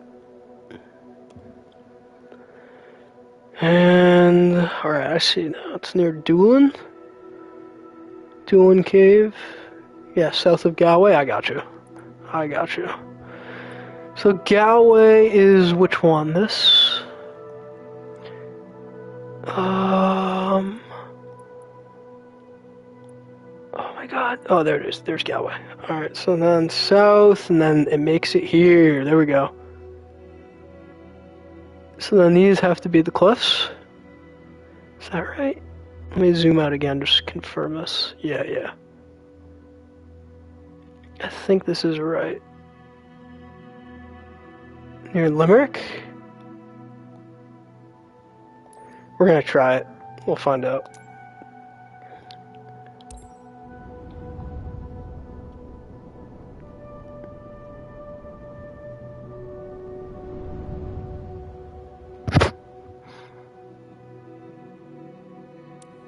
That's a tough one to pronounce, Rusty. McClatchy? Am I saying that right? Probably not. McClatchy? The McClatchy clan. I can't even speak. Clan. Yeah.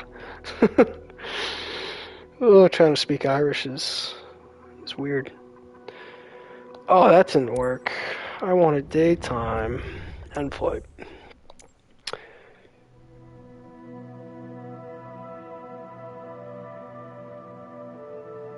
Alright. Also, let's go on a plane, because this is going to be too slow. We'll just pick the first plane we see. No. What am I doing? Let's go over with an air tractor. It feels kind of Irish, right? Or maybe like a bushcraft, I guess? Feels like something you'd be flying if you were there. Yeah, let's try it.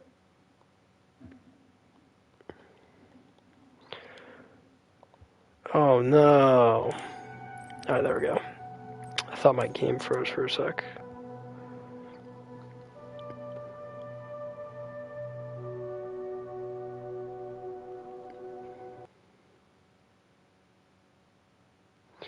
That's the Catholic and Protestants, but not now. That was long ago. No. Oh, gotcha.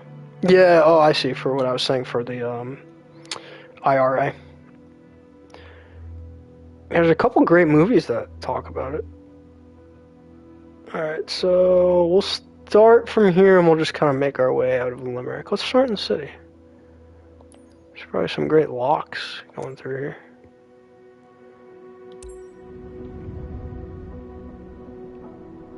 And if it takes me too long because of the plane I'm in to get to the coast of... Oh my god, did I not make it daytime again? I'm so dumb. Sorry about that, guys. Yeah, if it takes a while to get there, I'll just exit out and restart. Alright, there we go. Sorry about that, guys. We're just gonna go closer now. I don't need to fly all the way out here.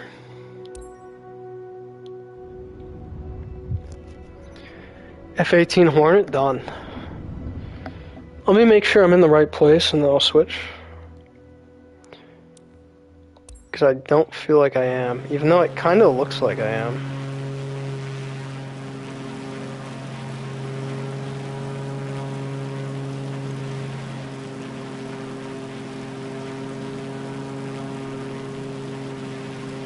Oh, are you saying it's in the north of Ireland, Allie? What I'm going to? Yeah, because this doesn't look like it at all.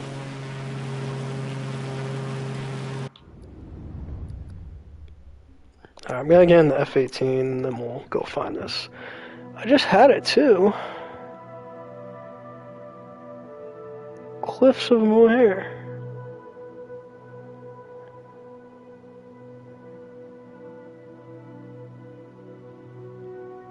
Maybe I zoomed in at the wrong area when I looked it up. Hold on.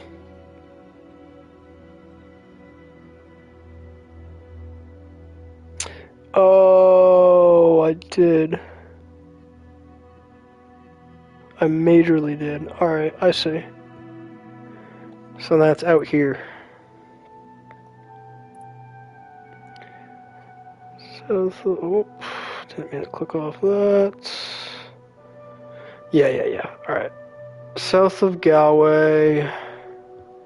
But it's these.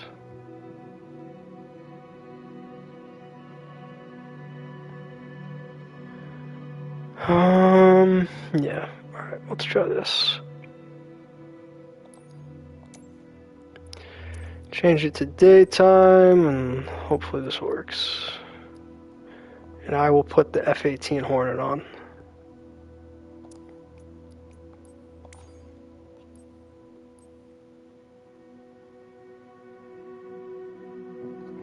I don't know if I do, actually. There might be one. Let's see. Configure. Let's see if we have the Blue Angels. Nah, you probably got by it.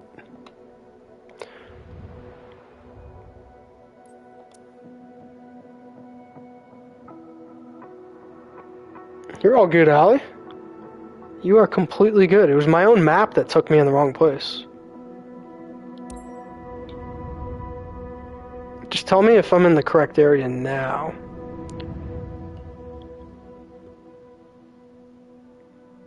Or if I need to go more south. Alright, let's dip down and go see what this is. Does it look like cliffs? Looks like more cliffs maybe farther down. Hard to say. Alright, I think I want to turn around because I think I'm too close to Galway. On the map, it had it more south. Oh, whoa. G-forces. Alright.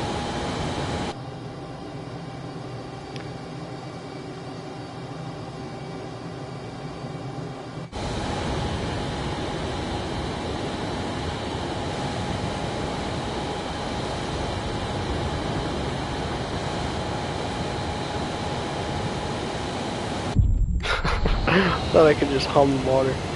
Yeah, I play a couple. Mainly GT7s, like the latest game that I'm all about. I play 24/7. But no, I play a lot of games, honestly. Play a lot of sports games. I love war games. I love puzzle games. I love nostalgic OG games. Yeah, fair mix of everything. But simulators is probably my biggest hobby.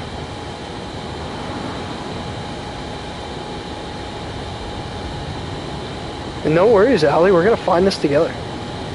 This is a learning experience for me. So based on where the map brought me, it was south of Galway at like where this next bit of land jets out. So I think we got to keep going south. Like this might be it here that I'm approaching. Yeah, this is it, I think. That's half the beauty though of doing flight sim. I'm almost glad when I don't know exactly where I'm going and I have to figure it out. Then you remember it for life. Wow, that's insane. It just jets out of nowhere. Oh my god. Yeah, I can see why this is such like a bucket list item. You know what's tripping for me to think of? So often you think of land as just like, you know, land, right? Then you see stuff like this, and you realize that it really is just one giant piece of rock, all connected, that's jetting out of the water. I mean, no different than how mountains are created, you know, Everest, that tectonic plates come together, pushing together, creating that. And I'm sure this is different, like this is probably more erosion-based, but it's just the way that, like, it almost looks like a shelf that it jets up. It's a trippy, like, thought that it's all just one massive rock. Yeah, sheer cliff, Rusty. My god. Alright, we're gonna try and slow down. Oh my god, what, how cool, it's like a town up here. And yeah, all the different places you can go to see the end. That would scare the crap out of me, by the way. Because I guarantee there's obviously not like guardrails or anything. I'd be the guy showing up to the edge with like a parachute. Am I? No, I'm not Peaches. I know of Peaches, though. I feel like that's someone we see around all the time. But I don't know who that is in Discord. Peaches might just be his own person.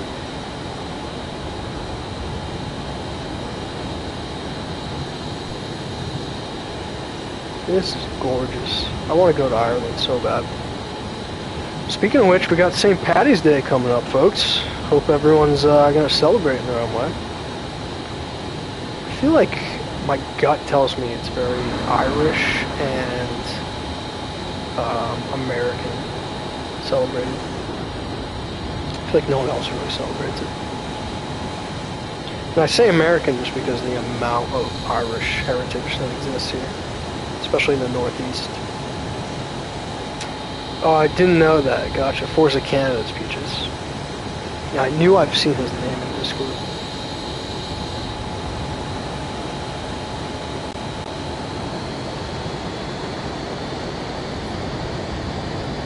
And I ask you, friend, what's a fellow to do? Cause her hair was black and her eyes were blue. And I knew right then I'd be taking the world with the Galway girl. Oh, it's to the... Nope, I got that wrong. To the something prom with the Galway girl. Great song. Who's it by? Monday or something like that? I know there's a lot of covers.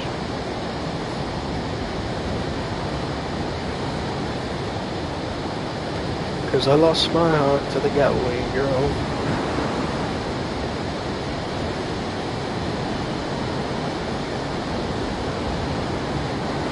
Yeah, anyone who doesn't know that song, to me, is just not Irish.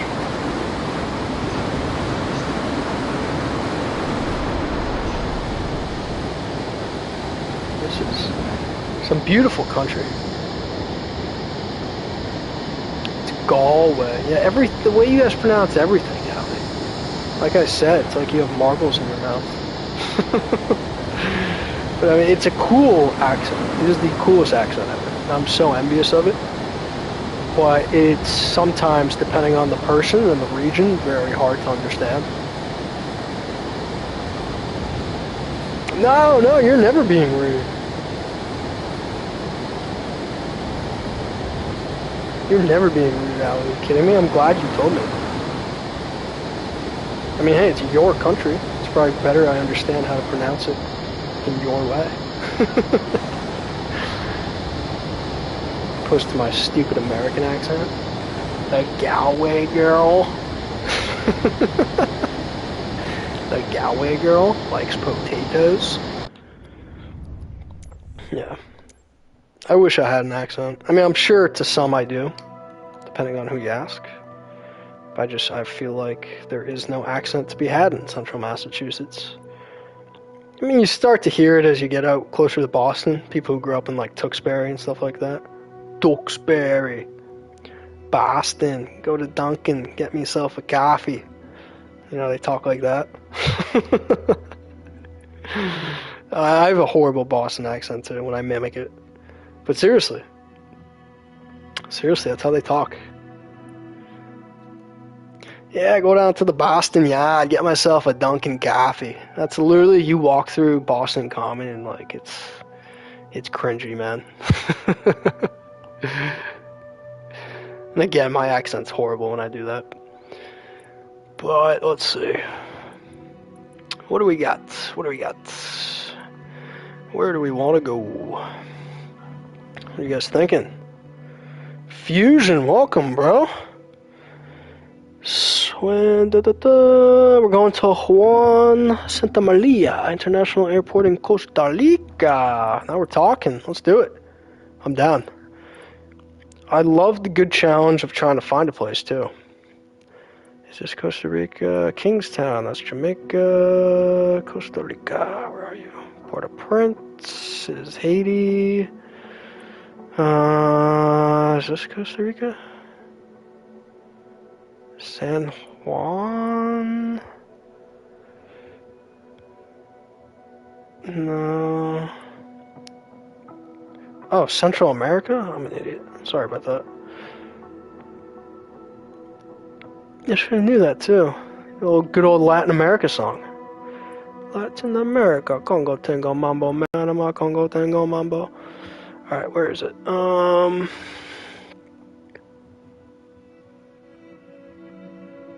Yeah, I'm going soon slow. I just distract myself so often. A bit up. Alright, I'm gonna stay still. That way, where you tell me to go is where you tell me. A bit up from here.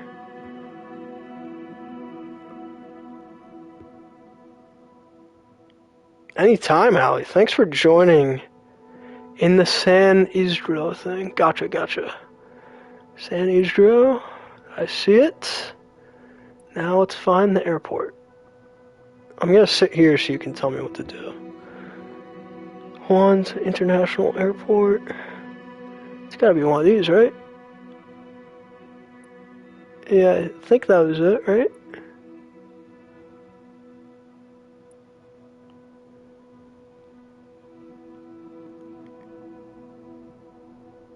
Allie, always appreciate you stopping in. Seriously. No inconvenience. Kidding me?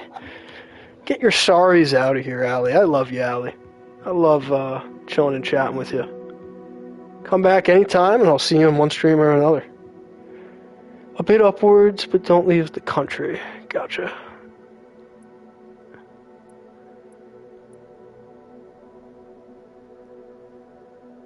I'm just going to go slow, and you tell me if I'm going wrong here. Or I'll zoom out, too, so you can see more. Because all these little dots are the airports. So that's San Isidro. Left and up. Gotcha. I'll go left and up. Let me know if you need me to stay along the water. I see now all this. San Jose. San Antonio. San Juan Grande to the left. Left up more. I'm going to keep going.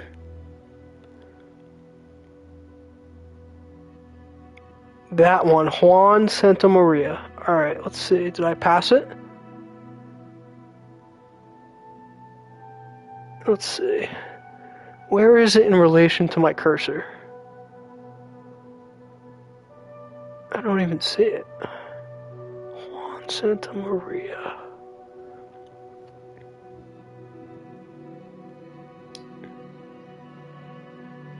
It's the one over there near Desamparo. Alright, let's see. Alright, Desamparo District, I see. I'm gonna zoom in a little bit here. You can tell me if this is right. Oh, you're all good, Phil. Hey, lurk around, man. You kidding me? I do it all the time. I do it all the time. Exactly this one? Oh, this airport. Got you. Sick, man.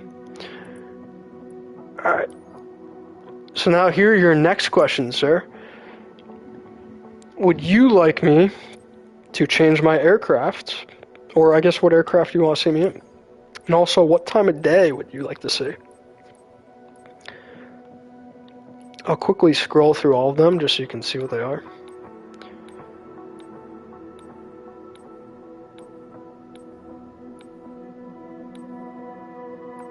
A330, done.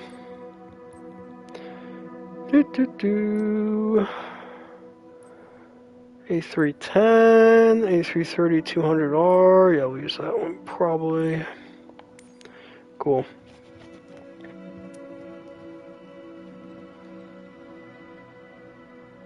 Oh, alright, you know how this goes then, you've played it. You know what it's all about, man. Such a fun game.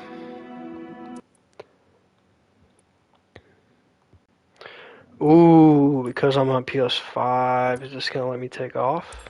We'll find out. Sometimes with the Airbuses, I'm on a controller right now since I'm live, but when I'm on a flight stick it's fine, but when I'm on a controller sometimes this is a little wonky when I hop in the Airbuses. Should be fine. Oh, dude, are you? Slow, Filler Rusty, can one of you pin, unless you already did, can you toss Fusion, oh you did, thanks Slow, you tossed Fusion's channel in chat. I gotta subscribe to you, man. I love anything that's aviation. Alright, ready to fly. What view do you want to see, by the way? You want the cockpit view, or do you want the... this view?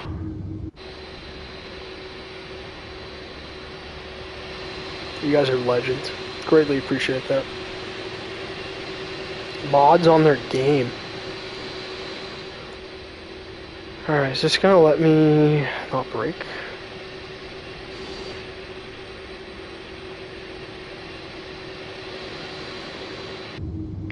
What is happening?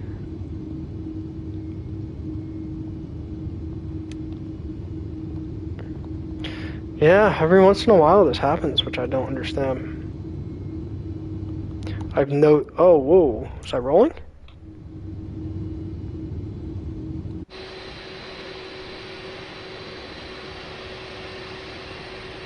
If I got it working, I'm fine with that. But I have no throttle control. Alright, I'm sorry about that. I'm just gonna have to change my aircraft.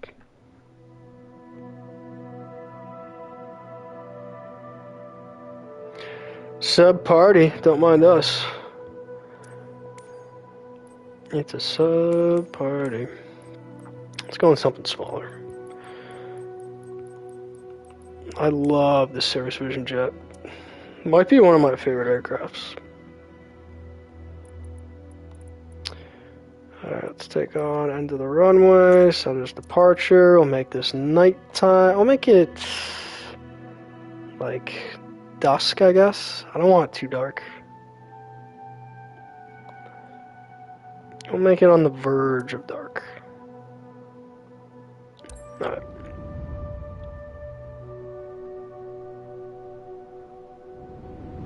Yeah, it's so annoying when that happens. It's only with the Airbuses too. I noticed that when I'm on controller. It just doesn't want to like allow me to have my controls integrated. Alright.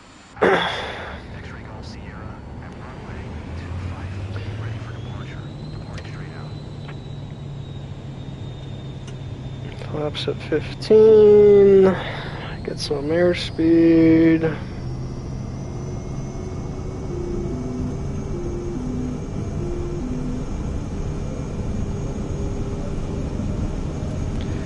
Alright, now I should probably pay attention to this takeoff.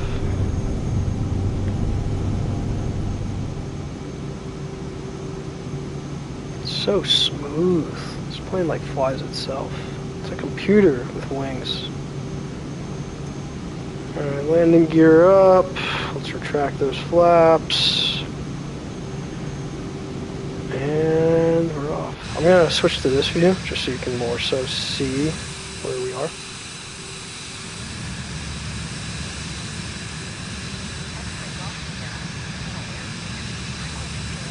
This is a beautiful part of Central America.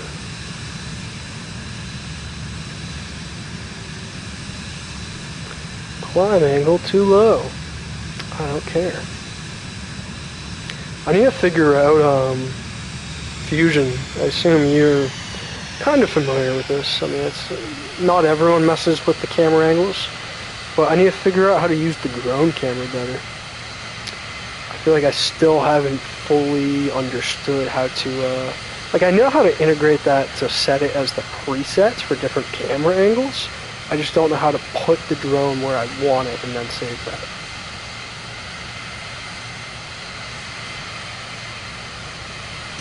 Especially for the underflight. I see people in shorts doing that, oh man, all the time, where they put the drone under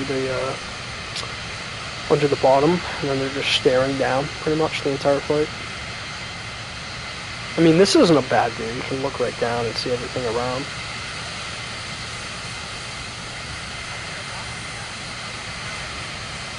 ATC, I will not acknowledge.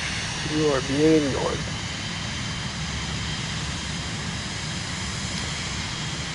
One of my favorite parts, I feel like, of Latin America, and even the same idea in like South America too. Now, I don't know what they're called. No, actually I do. I think it's, the word favela comes to mind. Is that right? Wrong? I don't know. I love the different colors, is what I'm trying to say, of all the houses in these really overpopulated areas. I feel like that's common, especially like favela, like in Rio and stuff like that. But I mean, you see them all across Central America. You know, there's areas in Mexico even. I feel like anywhere near the equator where it's hot, you tend to see this style of architecture.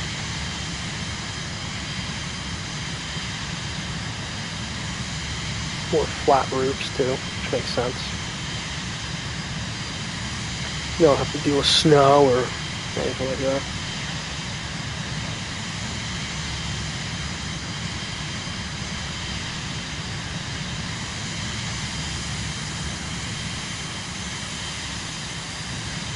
You know what this reminds me of?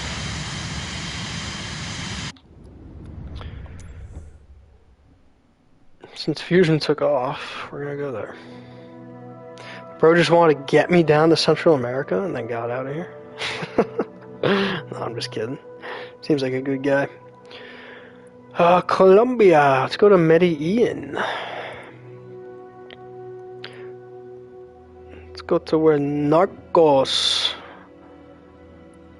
Do you think if you're really from Medellin that they like kind of despise that? I mean, I can't imagine that it's like a bad thing for them if you're from there. It's kind of no different than being from like the South End Boston, you know, the whole Whitey Bulger mob boss thing. Or I guess no different than growing up in New York. Everyone thinks you're an Italian gangster, stuff like that. Same concept. I just think of Pablo Escobar every time I I think of this place, as I'm sure do many. Should we go figure out where Pablo's house is? One of his many mansions. If any of you have never seen that, by the way, not only a great show, yes, a majority of it is in Spanish, so you kind of have to deal with that.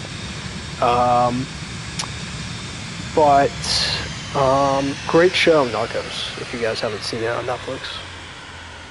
Hey, Piper, what's going on? You are a legend just for stopping by in the lake. I'm just doing some chill flying. Probably going to hop off soon and, yeah, get some grub and do GT7 later tonight. Hop in some fun lobbies, maybe a little learn with lead practice for the 2K or something. Yeah, who knows what's in store. But right now we are in Medellin, Colombia, where Pablo Escobar used to push his white snow.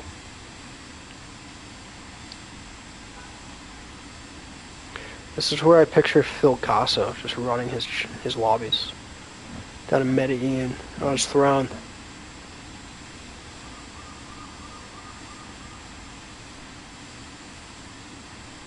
Oh, anytime, Piper. Anytime. Grover is so awesome.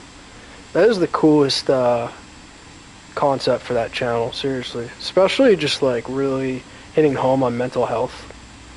I mean, hey, of all people, I'm a huge supporter. I've dealt with it a lot myself too. So Grover is a true legend. You like that, Phil Casso? I just want to get your attention. See if you're still there. I was saying, this is where you run your channel, your lobbies from. You're sitting in Medellin on your Pablo Escobar throne.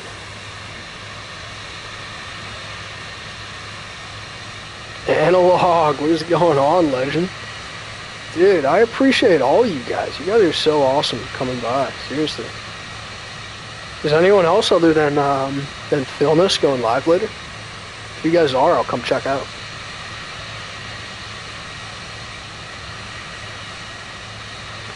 Definitely will come check it out. Spread the love.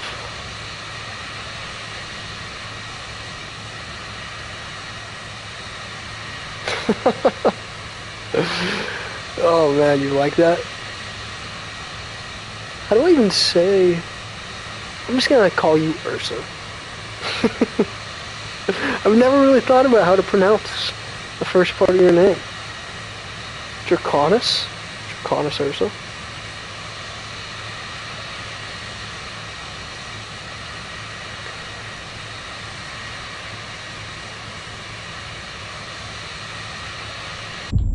Alright, sorry about that. I was reading chat, guys. Yeah, I like Dragon better. I see you all over the place. I keep forgetting what streams I've met you in, Dragon. I know I've seen you before, though, like for a fact. And I know that because I love that game. That's your profile picture. Oh, what was that called back in the day? Is that Spyro? Is that what it is? You hide in a few? Nice. Always lurking. Yeah, Analog, I don't know how to wrap my head around C, man. Like, GT7 just shoving that in our face. My god. You know? Just saying, how do you like those lemons? And if you don't like them, hey, we're gonna shove them in your mouth, rinds and all. Like, they had to make it reverse. Like, come on. That's so absurd. Seeing even the A+ guys, though, have, like, pretty much kart matches there, kart races, is making me feel a little better. Oh, yeah, it'll definitely ruin your brake pedal. Are you kidding me? You're gonna have to, like, calibrate everything after those races. Spyro. Yeah, I thought it was called Spyro. I used to destroy Spyro back in the day. That was one of my favorite games growing up on early PlayStation. I mean, I liked a lot. I liked that. I loved Ratchet and Clank, the OG ones. The old James Bonds with like Oddjob throwing the hat. You guys remember that? I think that was I forget which version that was. Yeah, PlayStation had a lot of nostalgic games. Gotcha, so I've probably met you then from Grover's or Sparkles, if I had to guess. That makes sense. That makes sense. Welcome to Medellin. Medellin. This place just goes on forever, Jesus. How many people do you think live here? I'm gonna look it up, so I'll take a guess. How many people live in Medellin, Colombia? Also, let's gain some altitude and some engine power. That way I don't die while I'm looking this up. Population of... I don't know how to spell it. Is there an L in there? Medellin?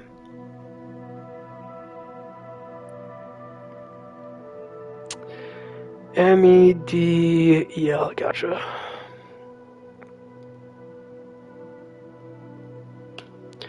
Also, where do we want to fly to next, gang? Oh, wow, that's a lot of people. 2.5 to 2.8. Total population exceeding 4.1. Wow, a lot of people.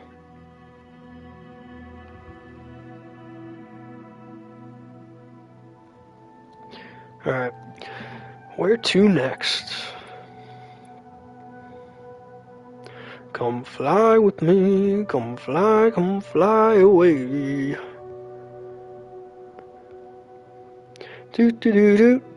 Half Moon Bay, Cali. Let's check it out, man.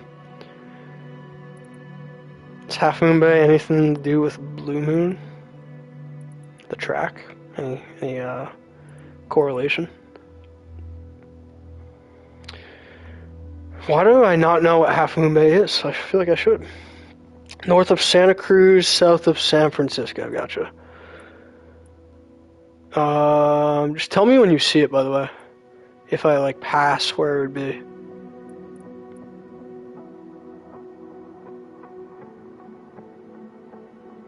So I assume if I get down towards San Diego, I've gone too far. The Highway Bridge in Grand Valley? Oh, is that what it is? I didn't realize that's what it was. Gotcha. North. Gotcha. Alright, I'm gonna try and zoom in a little bit without making it too much. I assume it's on the coast. Oh, yeah, Jewel of the Nile. There you go. I've heard of that one. I definitely have heard of that. I've never seen it, but I've heard of it. I personally loved watching Narcos, Rusty. I thought that was super cool. North of Santa Cruz. Alright, gotcha. I feel like I just saw Santa Cruz. Oh, there it is. Alright, gotcha. Santa Cruz is there. Half Moon Bay. There we go. There we go.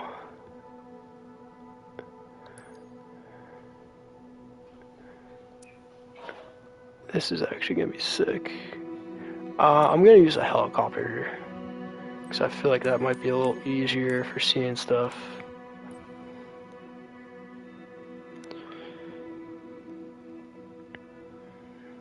Got a cat meowing at me right now.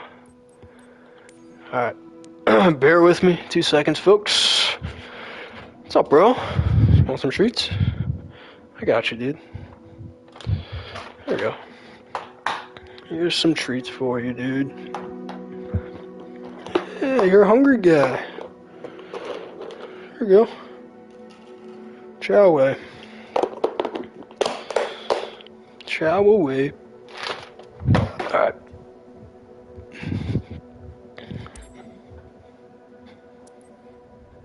Oh, come on. ISX free flight. At least the good point is it doesn't take you away from where you are. That's the only good part of it.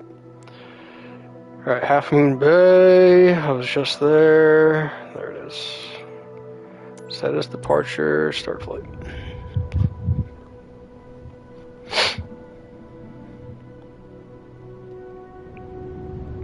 Oh, is that a Kurt Russell movie? I didn't realize he was in that. I'm gonna have to see it. I love old movies. I just love movies in general.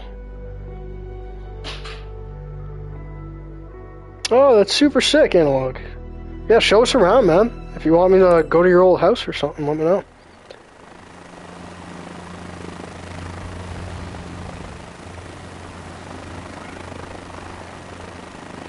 North of the radar tower. Well, let me just read that. North is a radar tower and Maverick's surf spot is. Granada specifically near the harbor. Alright. I'm gonna stay near the water here. And I'll head north. Because I see, and I'll leave the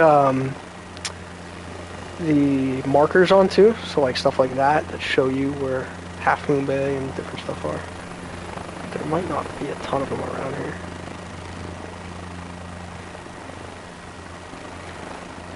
Alright, let's get closer to Half Moon Bay. Oh my god, can you guys hear me cracking my neck?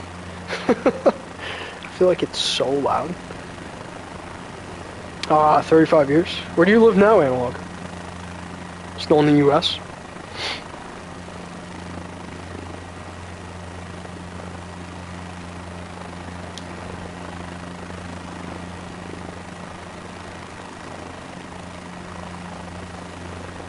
LA, nice, man. I love visiting LA. I've only been couple of times, but such a blast. Even though, I mean, it's a crazy place. Crazy place. Spread out too. Way more spread out than you'd imagine. Alright. Going over the water makes it seem like you're flying forever. Just because you have no, like, reference point.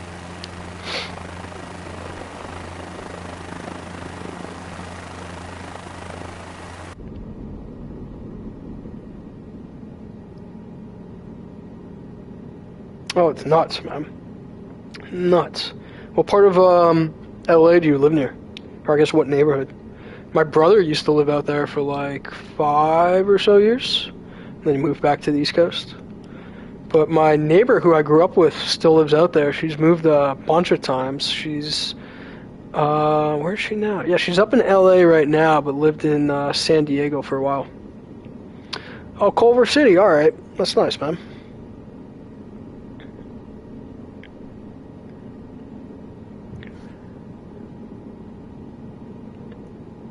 Hey, Rusty, then you know all about it. Born at the beach.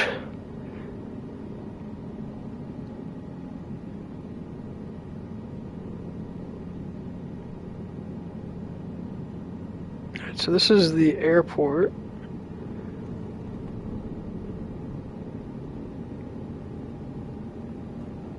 Alright, let's make our way over that way. So when you say the harbor, you mean north, up towards like San Fran Bridge? Which I assume is actually more this way. North is kind of over those mountains, so I'm going to like hug around the mountains, will be my path. Oh, behind me, alright, I'm going to turn around then. Yeah, just direct me where to go. I will just follow this. Also, it is pretty fun to see, even though, like, I've said this a million times. Oh, I passed it. It's not always rendered correctly, but it is fun to go, like, explore the town you live in, or have lived in.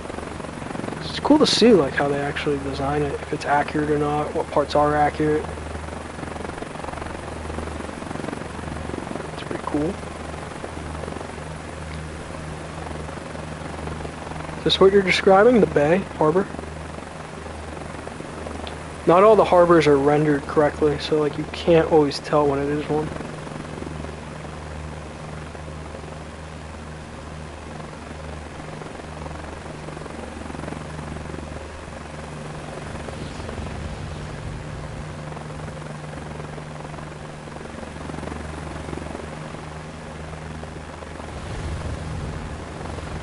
Word.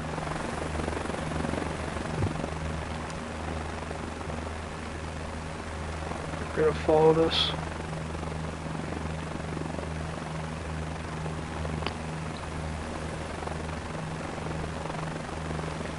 Yeah,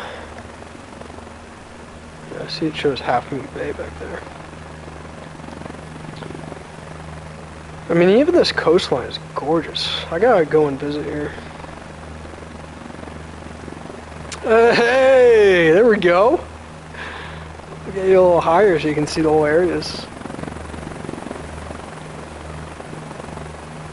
Woo!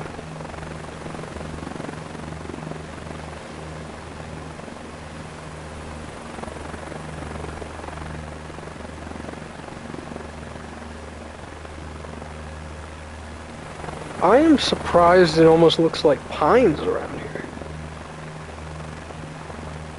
I mean, yeah, maybe more inland, I guess. This part of California, maybe not as, I guess not as surprising.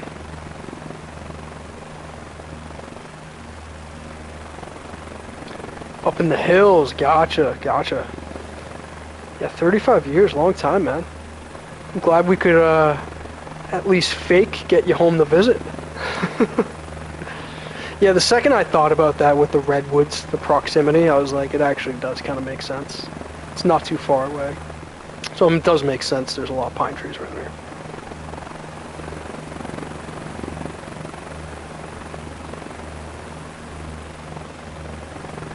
Wow. So gorgeous.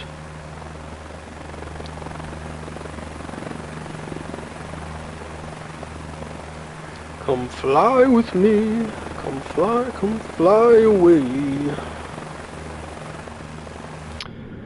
Alright, where do we go next? Oh, I'm sure it's totally different. Hey, Rusty, I'll catch you soon, man. Yeah, wow, I'm actually glad you said that, because it's already like 5:45. I gotta go make some food soon, and then I'm gonna get ready to go hop on yours, and yeah, run some lobbies later. So what are you doing for yours, by the way, Rusty, before you go really quick? Are you running lobbies first, or do you think you're gonna hop right into doing battle class stuff? Or are you gonna do learn with lead 2K practice? What are you feeling?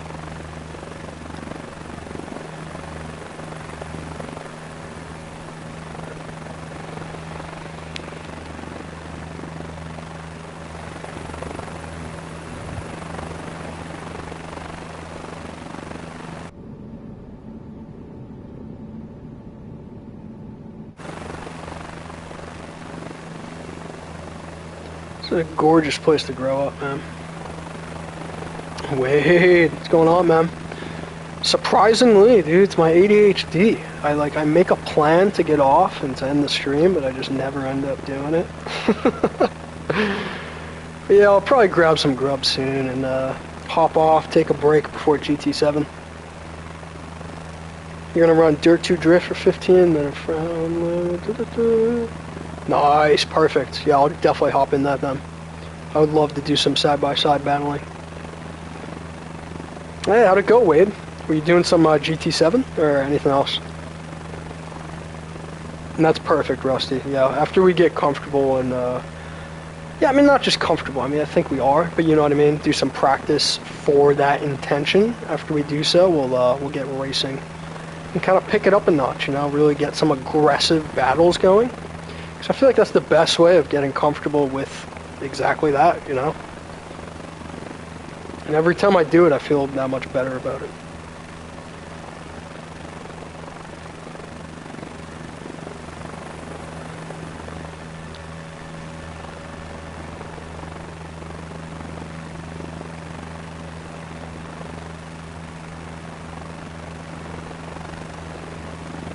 Yeah, get in there slow.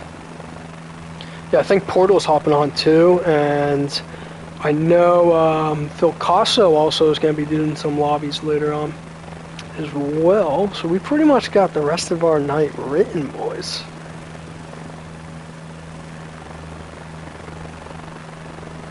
Yeah, feel free to toss your link out too if you want, Rusty, for anyone in chat. I think there's like 9 or 10 of us watching right now. So yeah, if there's anyone else that's watching that may not know us, or maybe you just here visiting because I'm playing Microsoft Flight Sim.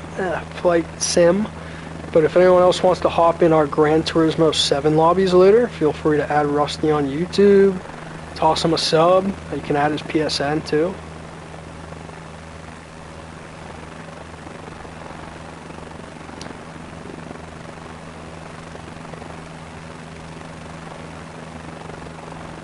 Nice, you should, man.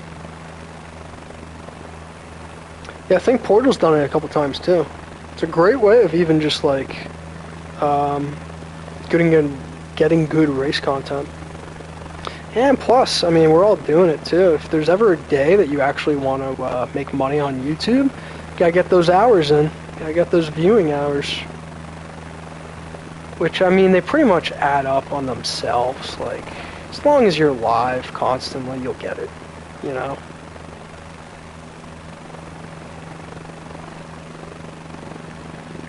Amen to that, seriously. That's the coolest part of there being more of a community here. So it helps everyone. It's not even just about your own channel, it's about everyone else's, and it's the coolest way of hanging out. You know, it's not the same as just going in a random live, and you know, you can introduce yourself, oh, what game you playing, this and that, versus returning to the same people that you already know and watching what they're doing and following how they're growing and how not even just their channel, but as a racer, how's that guy getting better?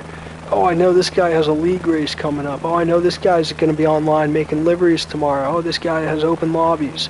This guy has a battle class, you know, like there's so many cool purposes of like how you can blend it all together within the community.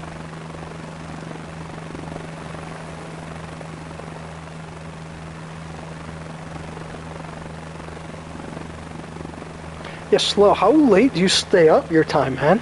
I feel bad that so many of us are hours before you. Hopefully you at least like get a snooze in or something before him. Get a little cat nap. Making friends, chilling, just getting some fast racing in. That's how we do. That's how we do, guys. That's how we do.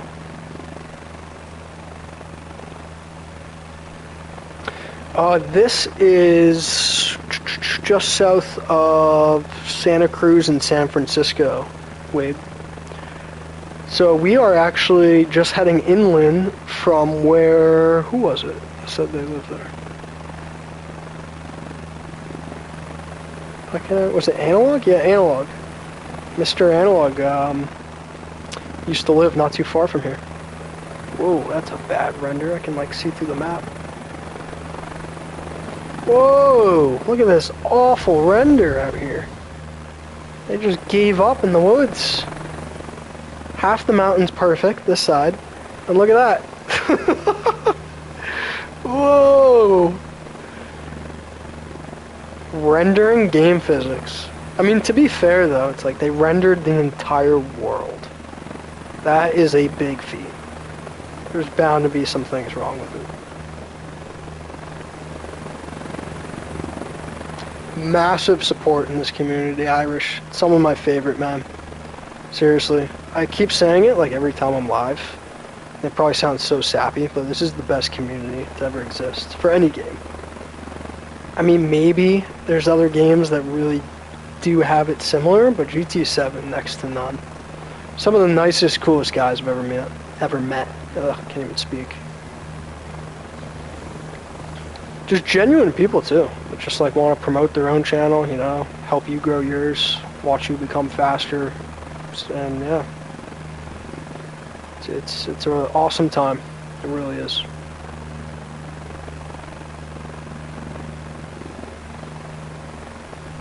Yeah, so true, Piper. The clock doesn't matter. I mean, I don't know about you guys. I pretty much don't sleep. I'm like a Grover in that sense, where I pretty much am up till like, you gotta think I'm crazy even saying this, like 3, 4 a.m. most nights, most mornings. Like on a good night, if I really want to go to bed, I can force myself to bed by like midnight or something. But on an average night, at a minimum, I'm probably up till like 1 or 2. Yeah, I'm like borderline. I mean, not even borderline. I'm pretty much an insomniac. It sucks. It's not really fun in that regards, but I guess I can see it as a pro too, in the sense that like I'm always wide awake. I'm always gaming, chilling. But there are nights where it bothers me, where I'm just like I just want to go to bed. I'm just tired, but I can't. My brain just doesn't shut off. Yeah, it's more common nowadays than people think, Piper. Seriously. I think a lot of that is just due to, like, not even just anxiety and stuff that I feel like is more like a modern thing going around society. But I feel like even just the usage of screens and stuff like that, you know? I'm sure a lot of that is attested to it.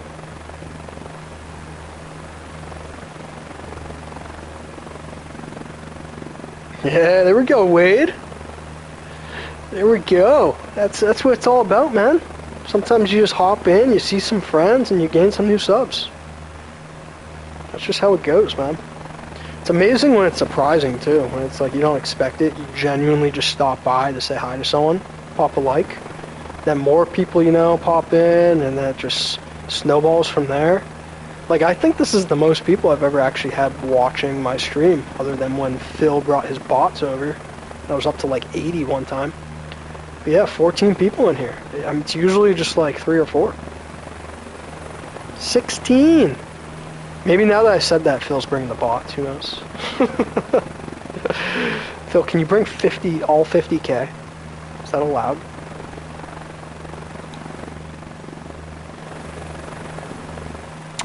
Two of them left. 2 of the bots left. They were like, nah, not the stream for me. Dude, that was the funniest thing I've ever experienced. I was just sitting there watching my stream, genuinely just laughing so hard. And I think it got funnier and funnier the more and more bots that joined. Like, I was almost rooting for them, you know? Thought we were gonna reach 1 million bots.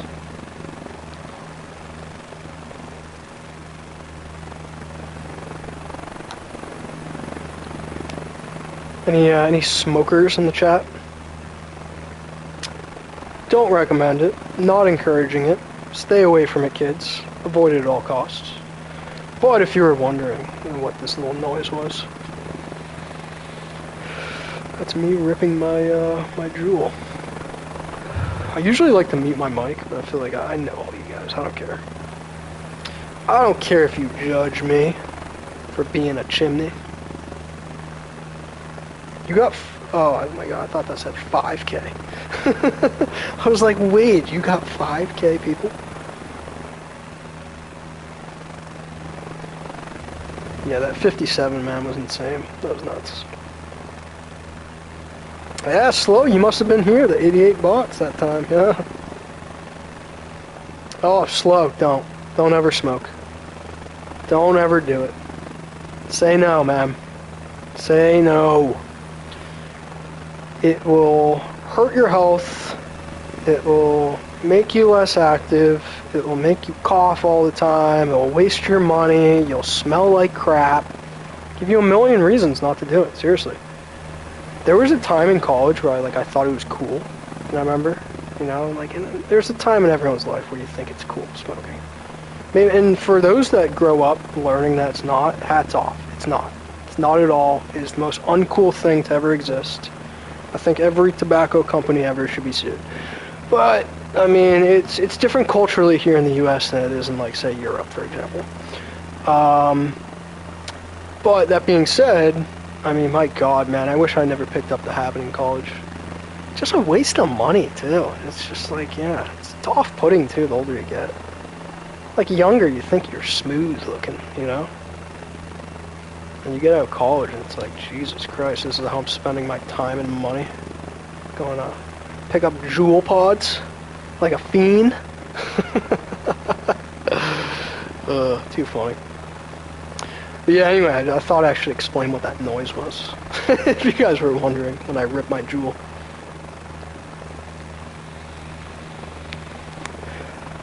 Yeah, nothing wrong with that, Wade. As long as it's all in moderation.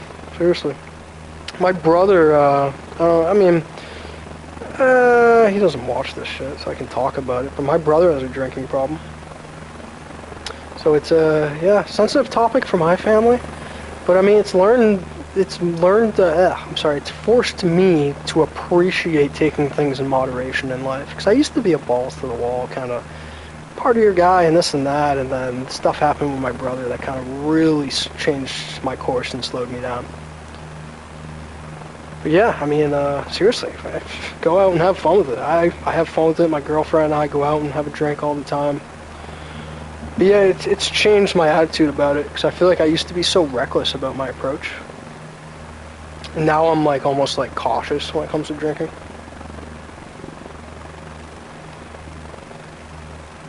Hey, good for you, Slow.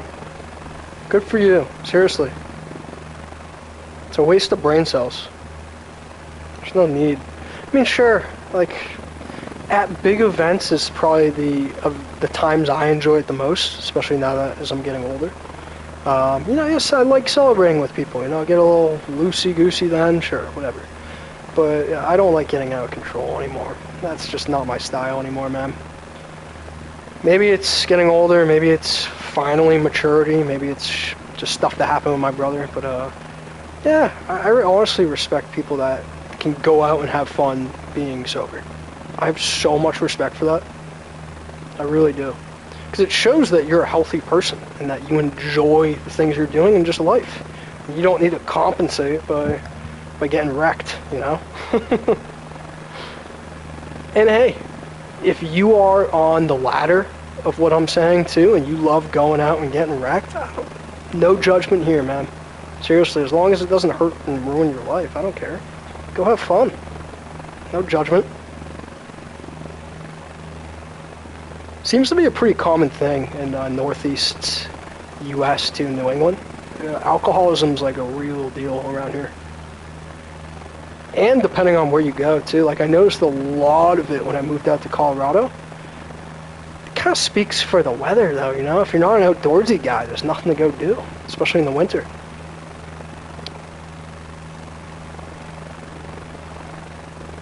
Apple juice. You're gonna think I'm crazy. I want to make my own someday. I think it's really cool, the process of like making food and stuff like that on your own. Like as a kid, you're like I don't know, like I thought it was kind of noobish. Anyone who like, I don't know, did gardening or stuff like that, like, oh, that's for the girls, you know. But no, it's like getting older. It's like I want to grow my own food. You kidding me? I love cooking and eating, and even if it's like beverages too, I find that so cool to learn. I really do. Yeah, that makes sense, Phil. With the half marathon and all that too, I'm sure you kind of have to like take breaks, or just like a dry January, as they call it here. You know, a month off.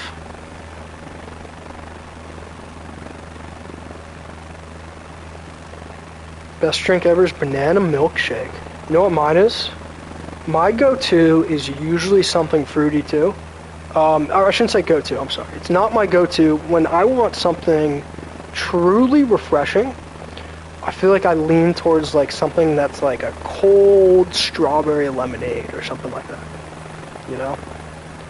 Something super tasty but chilly cold too, you know, refreshing.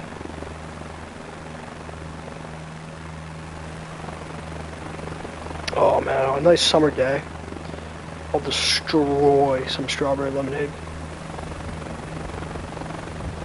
But when it comes to drinking too, I mean, yeah, I mean, I don't do it often anymore, especially with my bro, but I also love, you know what's a great mix is, on a summer day, doing a lemonade bourbon. That is a solid mix too. Dragon's like, I heard banana milkshake. You guys are making me want a milkshake now. There's this chicken place near me that I'm pretty sure it's West Coast. For all you Cali guys might know this. It's called Dave's Hot, new chain that's been going around. I'm obsessed. But it's like mainly spicier chicken, which I love. And you gotta get a milkshake with it. I mean, anything spicy just pairs so well.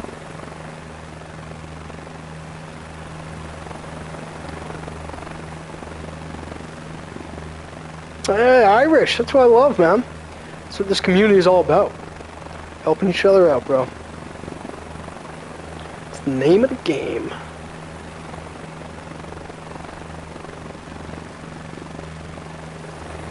Alright, I'm gonna go to the bridge, if I'm near it. And then I'm gonna probably hop off and start making some grub. I don't even know what's on the menu for tonight, but I've gone way past when I said I was going to be streaming. So I probably should get my food together, start prepping for hopping in everyone's lobbies, and yeah, all that kind of stuff.